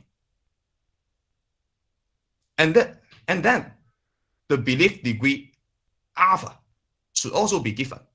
For example, 0.9.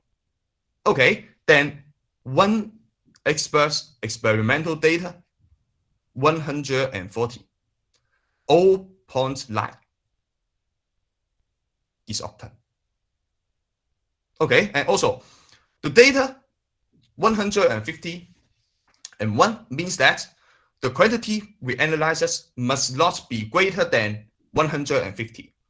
And the data 100 means that the quantity must not be less than 100. Okay, unfortunately, in most cases, comparing to the experts, it is clear that it is more and more convenient to get the observed data, especially for the PhD student. But recently, we find that not only the experts' data, but also the observed data, uncertain statistic can be used.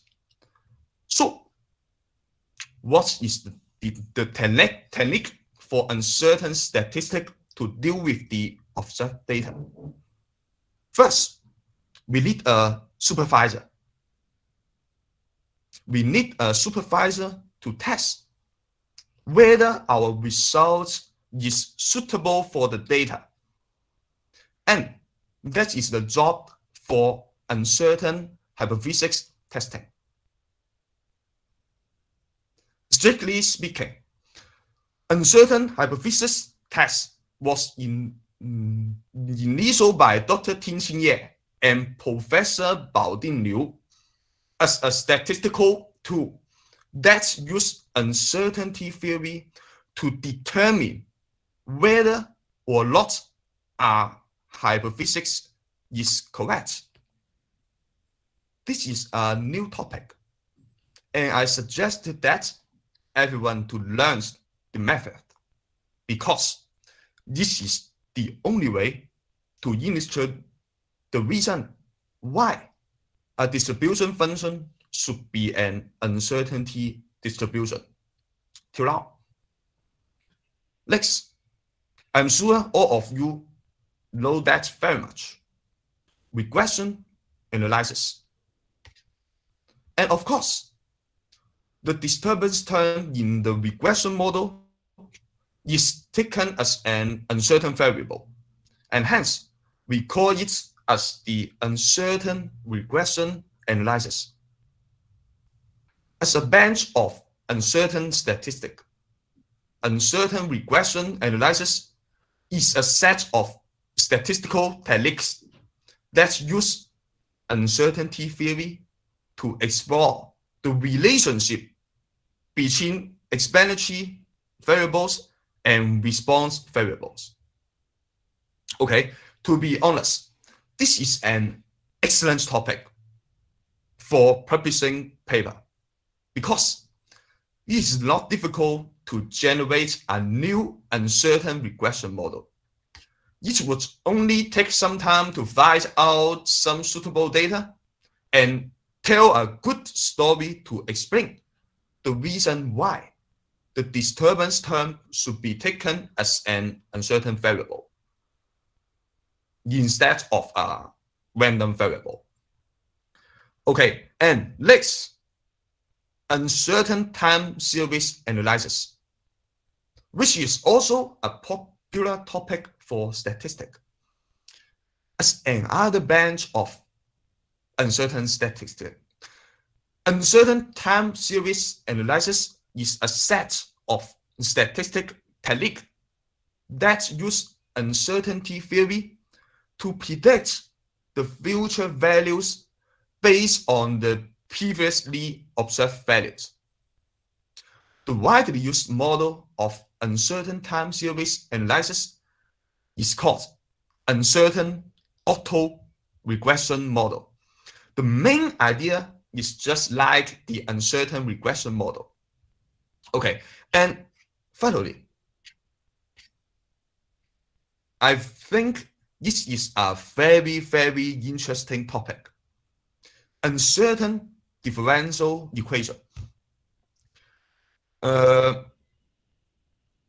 Uncertain statistic can apply uncertain differential equation to deal with the data. One of the core problems in practice is how to estimate the unknown parameters in an uncertain differential equation that fits the observed data of some uncertain process as much as possible. And also, the residual analysis hypothesis test can also be applied in uncertain differential equation by the similar mind. Due to the good property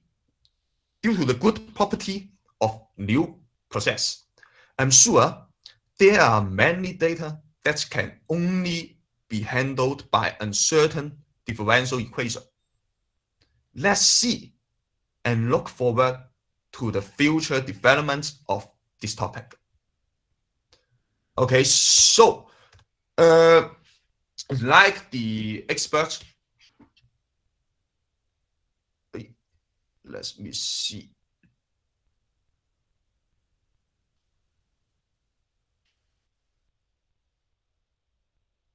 Okay, unlike the experts' experimental data, for the observed data, both probabilistic statistic and uncertain statistic can be applied. Which is better?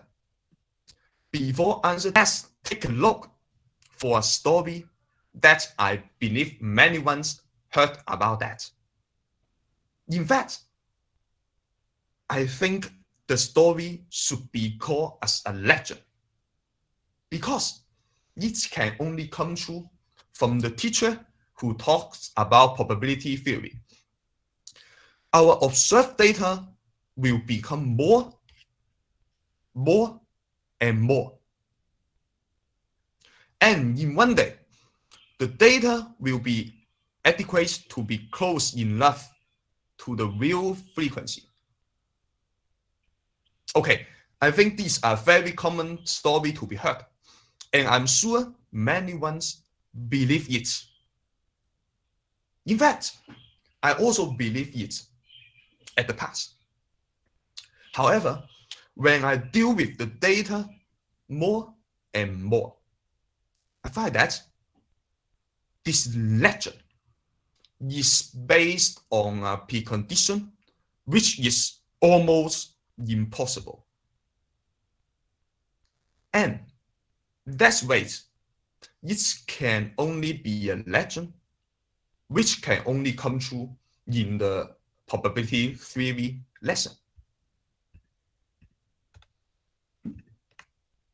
Okay, when we learn probability theory, we always remember the results. Sorry.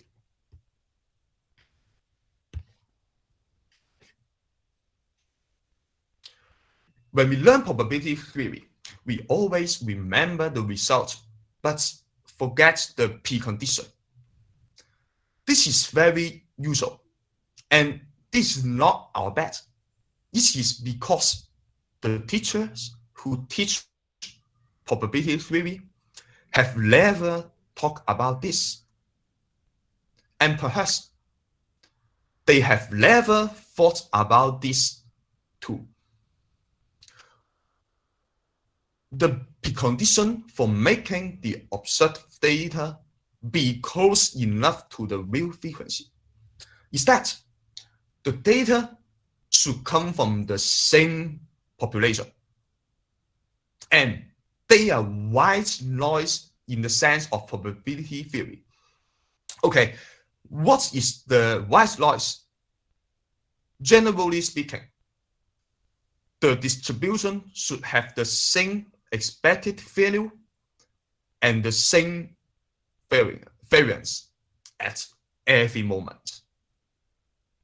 That sounds amazing, but if it turns to an equivalent word, you may think more familiar.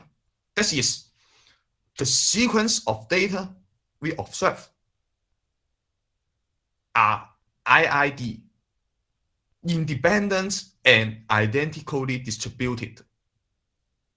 Without this assumption, all the results made by probability theory will not be available anymore. And this is indeed the precondition which I have mentioned above. Since the word independent and identical distributed is very, very well known, we accept this concept and imagine that that is a natural assumption. Okay, now please stop and think about what is the meaning for the data come from the same population. What is the meaning for white noise? And what is the meaning for IID?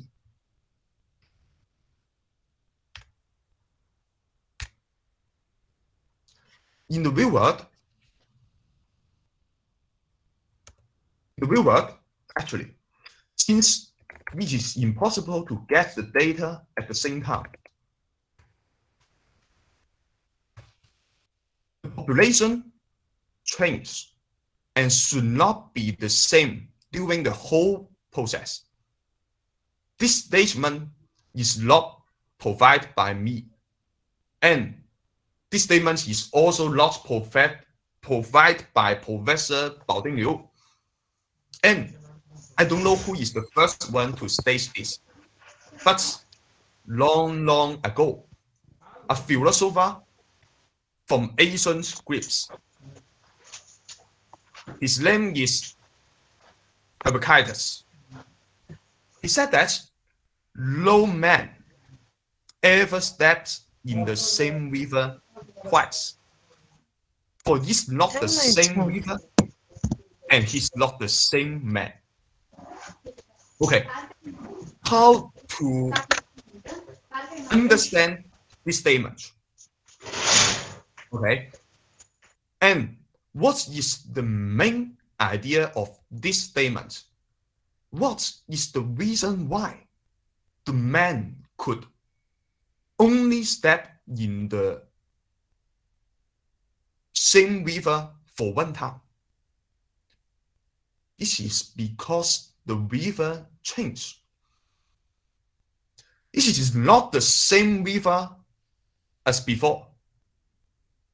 In fact, not only the river, everything in the world changes as the time goes. The only thing that was not changed, I think, is the change itself. So, why can probabilistic statistics assume that the population is the same and will not change forever? Impossible. Okay. And let's see some examples. And the first examples comes from Shanghai Stock Exchange. Here are the data about the initial public offering dates of 59 companies from December 22, 2016 to June 16, 2021. Okay. And what is the data meaning? For example, the zero here, that means the first company list. Here is the first company list public offering. Okay, is denoted by 0. And then after 148 days, the next company starts another public offering. And then 229 days, 282 days, and so on. I think many of the participants have studied cube theory or insurance model. And the word inter-arrival time should be well known. This is common to assume that the inter-arrival time is independent and identically distributed, IID. We also believe this assumption about inter-arrival time before. But when we deal with the real data, just like the data in example 1, we find that the assumption about IID is absolutely wrong. The assumption of independence is necessary because without independence, the calculation may be very complicated. However, how about the assumption about identically distributed? Okay, let's see more. By the next time minus the previous time, that means the data of the table in the previous page. We use the second data minus first data, and then we can obtain a new data, and this new data is the inter-arrival time. So we have 59 companies, and then we have 58 data about the inter-arrival times. And we plot this 58 data on this picture. The horizontal axis is the order number, and the vertical one represents the inter-arrival time. In cube theory or insurance model, they tell us that this inter-arrival time should be IID. However, KS test shows that the inter-arrival time do not come from the same population. And also, they are not white noise in the sense of probability theory. If we use them to produce a distribution function for the inter-arrival time, then the generated distribution function may deviate from its frequency in the future. Okay, so what is the meaning? If the data are still used to focus by assuming they are IID, they come from the same population. Impossible. In fact, from the plot here, you can find that at this part, the inter-arrival time are sparse. And at this part, they become dense. Why? Because the economy of China becomes better and better in these years. That means in this example, the population changes as the time goes by.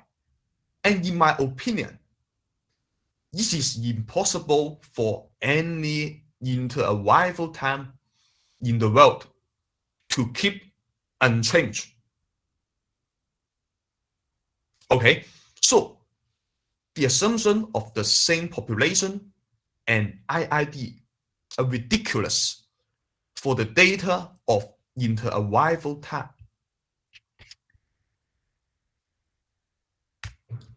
Okay, let's see another example. Another example is about the data of cumulative numbers of COVID-19 infection in China from January 20 to March 15, 2020. Okay, about this problem, I have heard that there is one participant have asked about this question to Professor Baoding Liu. I hope that my explanation can be helpful to him. Okay, the pandemic is almost impossible to prevent, and there is much uncertainty in such an emergency. Therefore, we try to apply method of uncertain regression to calculate the model, analyzes the disturbance term, and focus. The feature of this data is the jump here. In this day, the policy of the Chinese government changed, and hence the calculation for the cumulative number increased very much. This is a big challenge for statistics because the data before this day are not outliers. And also, obviously, the data after this day are not outliers. They just come from the different population. Okay, of course, based on this data, we would like to focus the cumulative number in the future. It is not suitable to directly apply this data to obtain the distribution function for the future trend. In fact, the data should be pre-treated by the method just like regression analysis, and the future trend is solved by the regression model and the disturbance term. Let's see the application of uncertain regressions, which is given by Dr. Liu Zhe, who is also come from Beihang University. It is very clear that the cumulative numbers of COVID-19 infection look like the S-shaped growth curve. Hence, we apply the method of cost validation to choose the most suitable S-shaped growth regression model. And we find that the logistic growth model, we find that the logistic growth model is the best. Then we obtain this regression model, where the coefficient is calculated by the least squares estimation. And generally, we regard the disturbance term epsilon as a normal uncertain variable, and its expected value and variance can be estimated. So, and this model, I remember that this model, the R square for this model is 0.99 is greater than 0.99. So, what is the meaning? That means this model is very good for this data.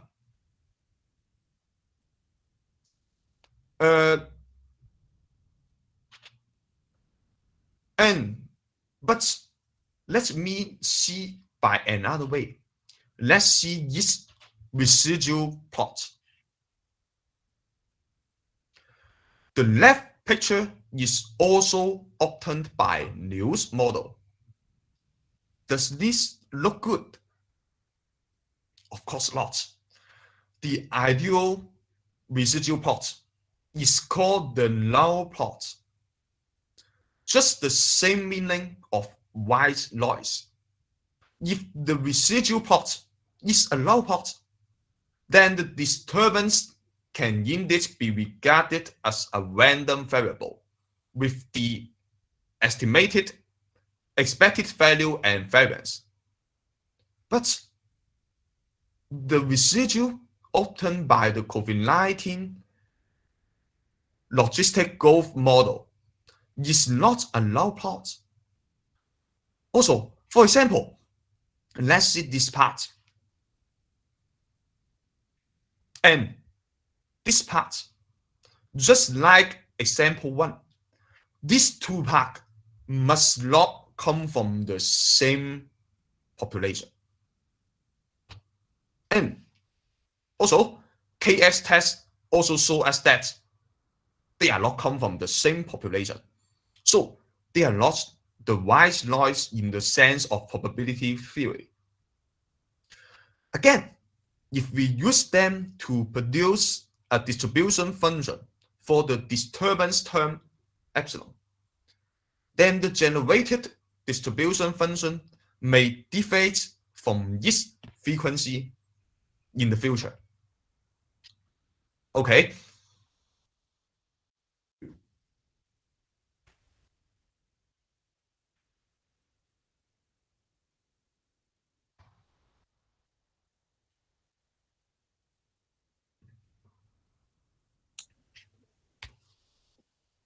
Okay. Yes. Carry on. Okay. Thank you, Chana. Don't worry about me. I can deal with this. Okay. Yeah, nice. And thank you very much, because I know that you are still here. And after these two examples, I'm sure it's attractive for uncertain statistic. And now, here is a summary to tell you how to apply uncertain statistic. First, of course, we should have some data, and the data can be plotted by the software just like MATLAB or Mathematica. And the trend of the data can be studied. This is described by the regression model, the function f here, and also the disturbance term epsilon here. And of course, here epsilon should be regarded as an uncertain variable. Okay, so because I think all people know that this step is necessary, so I call this step as step 0. And next, after choosing which model we would like to use, there should be some unknown parameter, that is the beta here. And for example, we can apply the method just like the least squares estimation, and then we can obtain beta. Okay, this is the same as the classical statistic. And step 2, residual analysis, is the core problem, because the disturbance term here is an uncertain variable. Okay,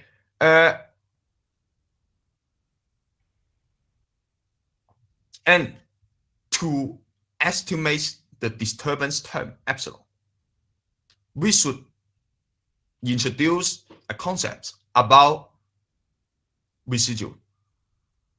Okay, so in fact, essentially, the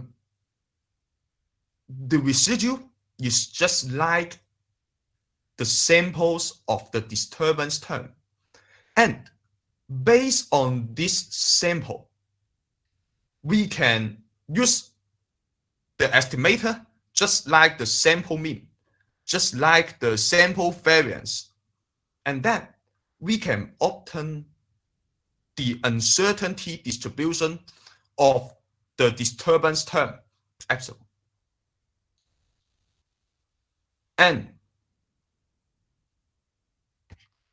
in my mind, the main purpose of regression is to focus. In the real world, we have many historical data, and we would like to use the historical data to know the future. Although it is impossible to know everything about the future, we wish to know as much as we can. So, given a new set of data, it is natural to divide. Here, this is called a focus uncertain variable. And if you ask me to give a value for the focus thing, naturally, this is the expected value of this focus uncertain variable. Okay, so this is the part of focus. And perhaps you may argue that you only concerned about the correlation of the variables. You don't need the future values. Okay, but at least I think in any case, this is still necessary to introduce a method in uncertain statistics to illustrate that the result is reasonable and suitable for the data. Then we need step 4, uncertain hypothesis test. Why is it necessary? In fact, for some quantity, everyone can estimate a distribution function for it, even for a rookie. However, the rookie can only give out a range. Okay, for example, The rookie can only give out the range. And the range is very, very big. Okay, but it is better than nothing. And for the expert, just like Professor Baoding Liu, just like Professor Zhang, they can do better because they can learn more information from the news, from another expert, or even by their experience. Therefore, an expert can give another distribution function, and the range will be more accurate. And more, if there is a God in the world, the God can give a range which is more accurate. Okay, but I think this is very, very difficult for us to be an expert. And also, we would like to ask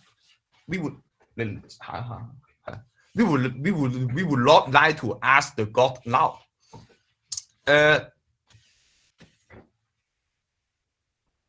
But this is impossible for a PhD student to be willing to be a rookie. Therefore, we should learn some method in statistics, and then we can also give a range. This range may not be good comparing to what experts gives, but in most cases, the distribution function given based on uncertain statistic is enough. So we need uncertain hypothesis test. Okay, and perhaps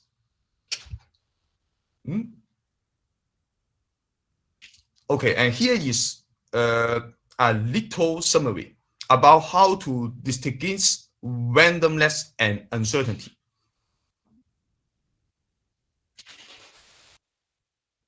For a quantity, first, based on this quantity, we can produce a distribution function. And here is a statement which is well known in uncertainty theory. If from the previous examples show that if the distribution function is close enough to the frequency, congratulations, you can use probability theory and all the classical methods will be available. But otherwise, the distribution function should be taken as the uncertainty distribution. And then the quantity should be taken as an uncertain variable. Perhaps some people may ask how to test whether a distribution function is close enough to the frequency or not. I have no idea. My teacher who teach me probability theory never tells me. And also, Professor Baoding Liu says he don't know. But to his knowledge, the distribution function often in most practical problems is not close enough to the frequency in the world of change. This fact provides a motivation to use uncertainty theory. And here is his new statement. Our world is just like a big circle. In this circle, there are two and other circles, probability theory and uncertainty theory. Of course, there are problems in the world that cannot be handled by probability theory or uncertainty theory.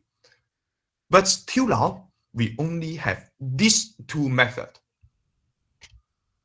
Okay, so they have a crossover point, and this point means the determinate case, but its measure is 0, so we don't need to discuss it here. And if your distribution function is close enough to the frequency, then you should use probability theory. Otherwise, you have to use uncertainty theory. It is very difficult to obtain a distribution function that is close enough to the real frequency, because the population we discuss always changes and the samples are not IID. So, unlike our traditional mind, the circle of uncertainty theory is much bigger than the circle of probability theory.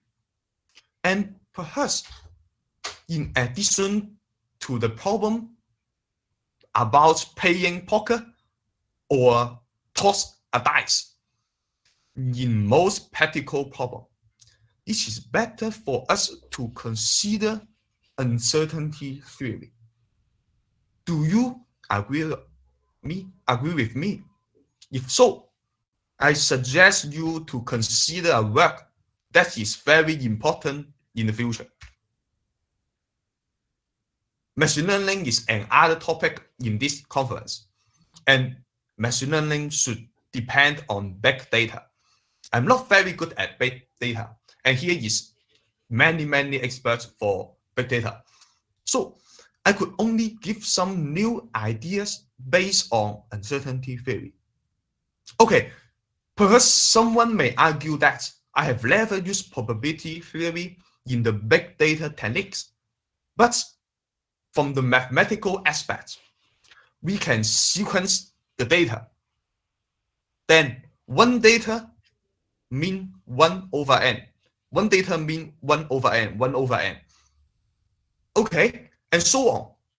We can get a distribution function depends on the data. Essentially, this is a step function, and all of the big data techniques based on this distribution function. Although it is too fundamental, so many one use the big data techniques and they forget this distribution function.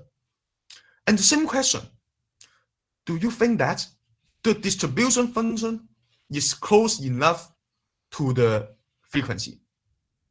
I don't think so. Because even for the big data, the population still changes and the data are not IID. So it is similar that the historical frequency is not equal to the tomorrow's frequency. And the historical data do not necessarily come from the same population.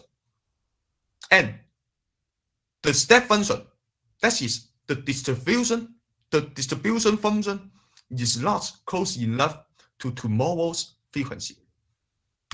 So if you think that we can use uncertainty theory to deal with big data, then this is the big data technology in the sense of uncertainty theory.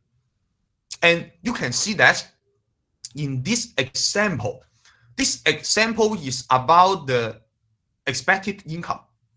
This expected income comes from the data of demand and the price. And it's very simple to multiply the demand and the price. We can get the income. And for the multiplication, uncertainty theory is unlike probability theory. So the big data technology in the sense of uncertainty theory is also different from the big data technology in the sense of probability theory.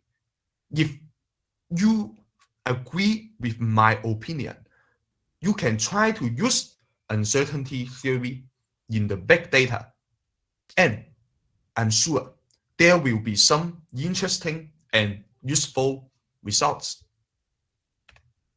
Okay, so here is some published paper about uncertain statistic, and I think my time is almost over because the conference said that 5 p.m.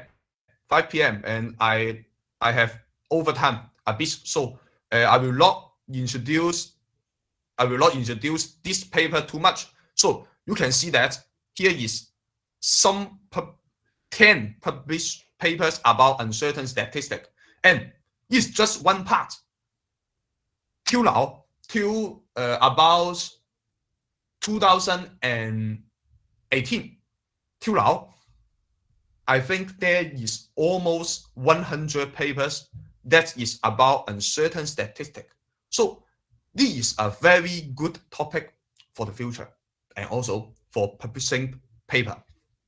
And we have a SCI journal, Symmetry. And in this symmetry, we have a special issue is about uncertainty theory. And you can see all of the guest editors is in this room.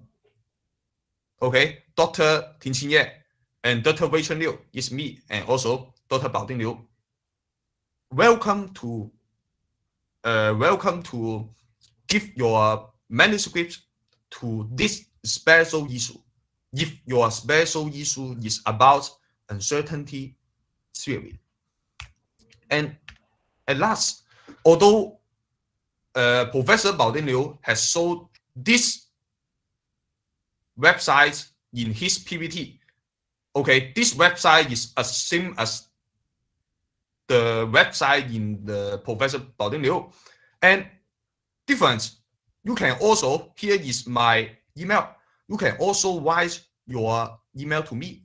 And if you don't like email, you think there may be some way to be friends with me, also, you can add my Facebook, okay?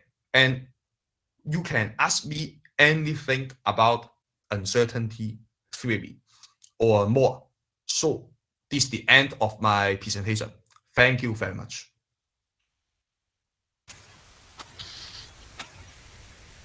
Thank you, Dr. Wei-Chun Liu, for this brilliant presentation.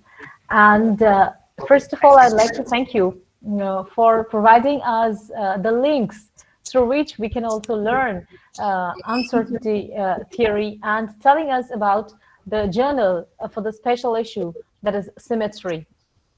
It was really a very humble and nice presentation indeed. Remarkably, you have explained uncertainty statistics through a compact presentation of uncertainty hypothesis test, uncertainty regression analysis, uncertainty time series analysis, and uncertainty differential equation. And we have also said how we'll be applying this uncertainty statistics, its necessity, and how even we can handle historical data and even big data. Though you are calling out your master's name, Professor Liu, he is definitely respected. Baoding Liu is definitely a true teacher, and that's why you're having Jingpeng today, and you also today here. And our Professor Jana, as well as we all are learning from him. But you are also the OLED expert in this field, what we have understood. And thanks for this brilliant presentation. And now I would like to request our chairperson to say a few words. Dear Professor Liu, it's a nice presentation actually. I liked your presentation very much. I went through each and every slide, and I've been quite patient to follow your talk. I have only one question as a chairperson. It's not about chairperson, it's about a audience to ask the questions to get a clarity. Can you please go back to the slide where you have shown the IPO data? Yeah. Can you see the slide? Yeah, I could see. Yeah, okay. Just a random slide, go to the IPO data. The data? Data, the IPO, where you have shown the IPO data. Initial public offering data. But just previous to that. What page? What page? I think in the seventh or eighth page. 7. I think this one. This one. Go down. Go down. This one. Go on. Okay. Go on. This one. Yeah, this one. Okay. Okay.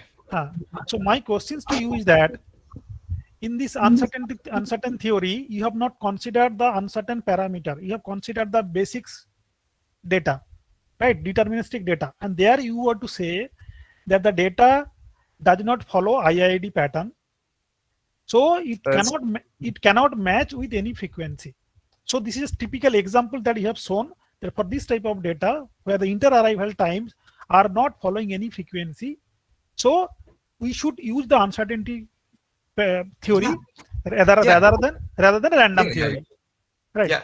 My question here is that as a layman person, in practice, there are say 99%, say 95% problem, even in IPO offering also. Maybe inter-arrival time may not follow the IID pattern or any frequency, but if you see the price change or the variations over a period of time, even for IPOs also, it will follow certain frequency and the distribution also. So the question to you is that this is a special case where it is not following a frequency distribution. Therefore, you are proposing uncertain theory, right?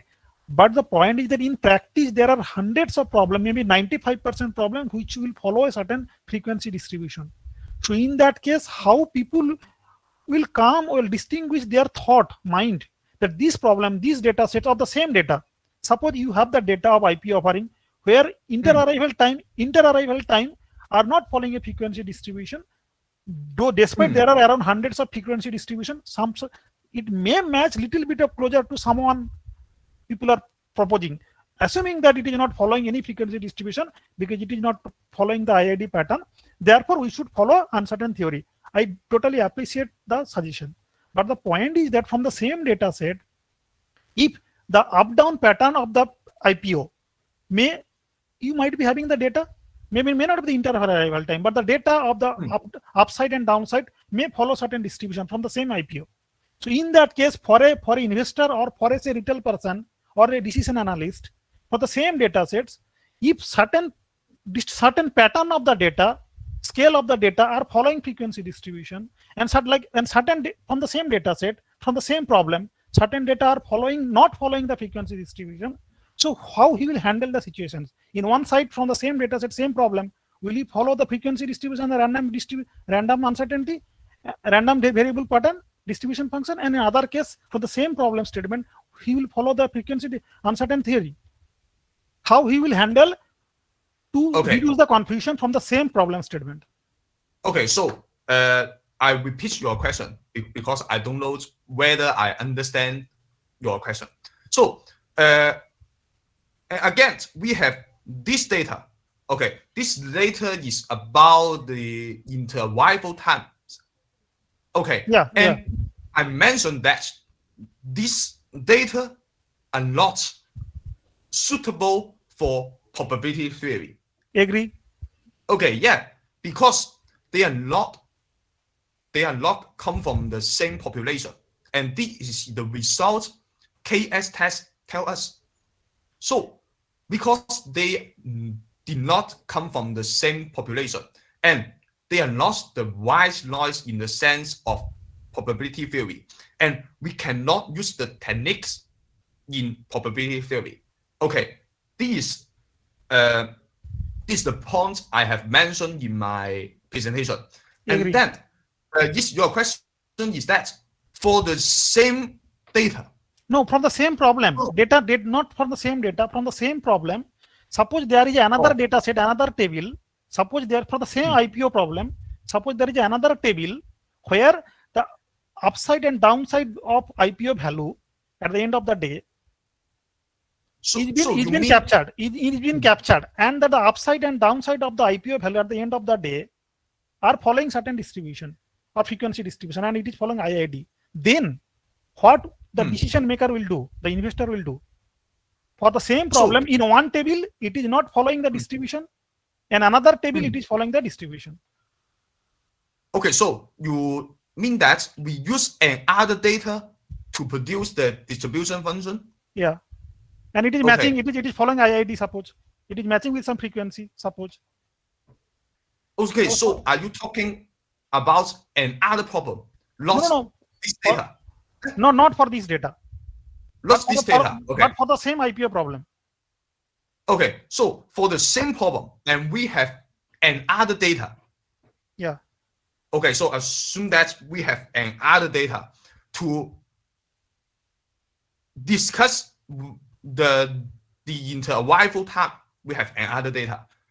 So also we can plot the data just like this, and then we can observe that does they come from the same population, and also we can also use KS test, and because in my mind the inter-arrival times should be IID, but I surprisingly find that for all of the data, if we do not pre-treat them, we just use the real data, and we find that almost all of the real data do not come from the same population. And of course, perhaps they can pass another test. Okay, and if you think if the data can pass another test and then you can use the data, okay, so this is your opinion. But in my opinion, if we use probabilistic statistic, then the data of the inter-arrival times should come from the same population. And we surprisingly find that almost all of the data do not come from the same population. That means almost all of the real data we use, if we use probability statistics to analyze them, this is wrong. I don't know whether I answer your question. Yeah, I understood your response. My next question, my last question. Okay.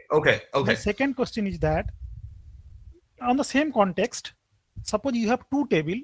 One table is the inter-arrival time. One table is the inter-arrival time, which you have produced here. And another table for the same problem. Problem. The inter-arrival time you have produced here, which is not, which is not following frequency distribution. Therefore, it will follow the belief kind of concept, and then we'll follow the uncertainty theory. I appreciate. We agree. Now, suppose in the same data we have table 2, which is following distribution, frequency, etc. Can also we consider that data, despite it is following a frequency distribution, under uncertainty distribution and under belief theory, and then because our belief also matching with the data, can that also be fall under or considered under uncertainty theory? So that both the table can be treated under uncertainty theory experiment. So your question now, is this the same data? Is this data? This data? No, I am telling that if we have one more table.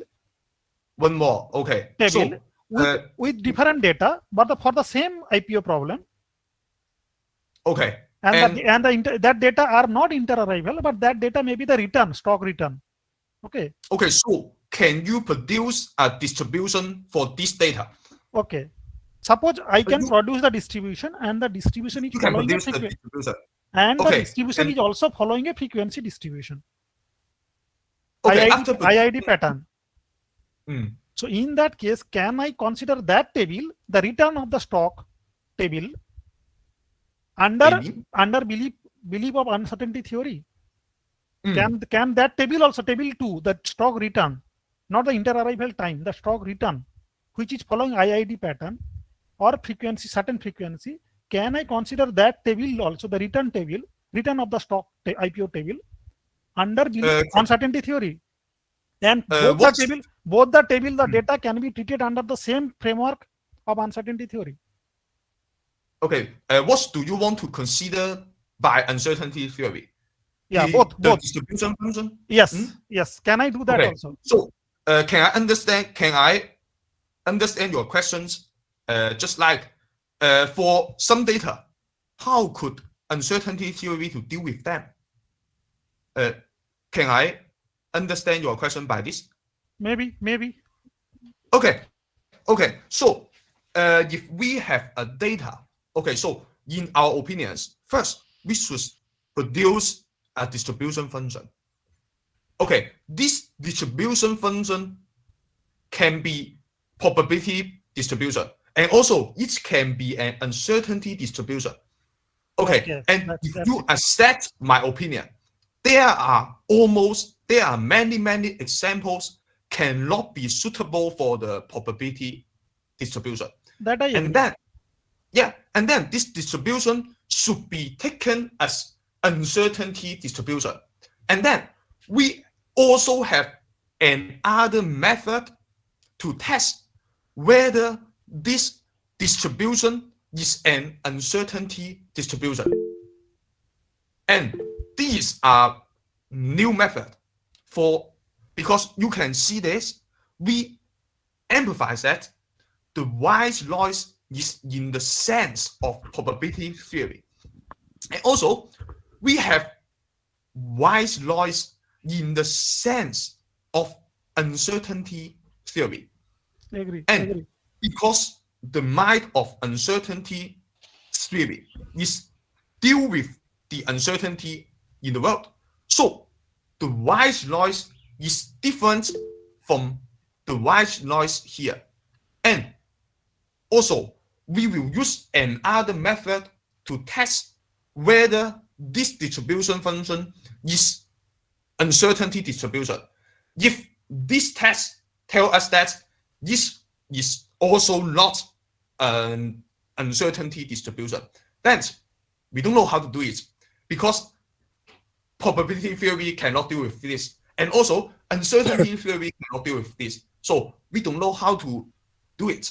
But if this distribution function pass the test of uncertainty theory, then we can regard this distribution as uncertainty distribution. Then we have many methods to calculate this distribution. For example, I assume this distribution is so that it is a normal uncertainty distribution. Then we can estimate its expected value and also its variance. Based on the expected value and variance, we can obtain this uncertainty distribution. And because I'm not confident enough to explain to you by how this method proof, because I don't prepare about these equations. No, I understood very well. Yeah. So I just can you accept that if the distribution function can be regarded as an uncertainty distribution, then we have many methods to deal with that.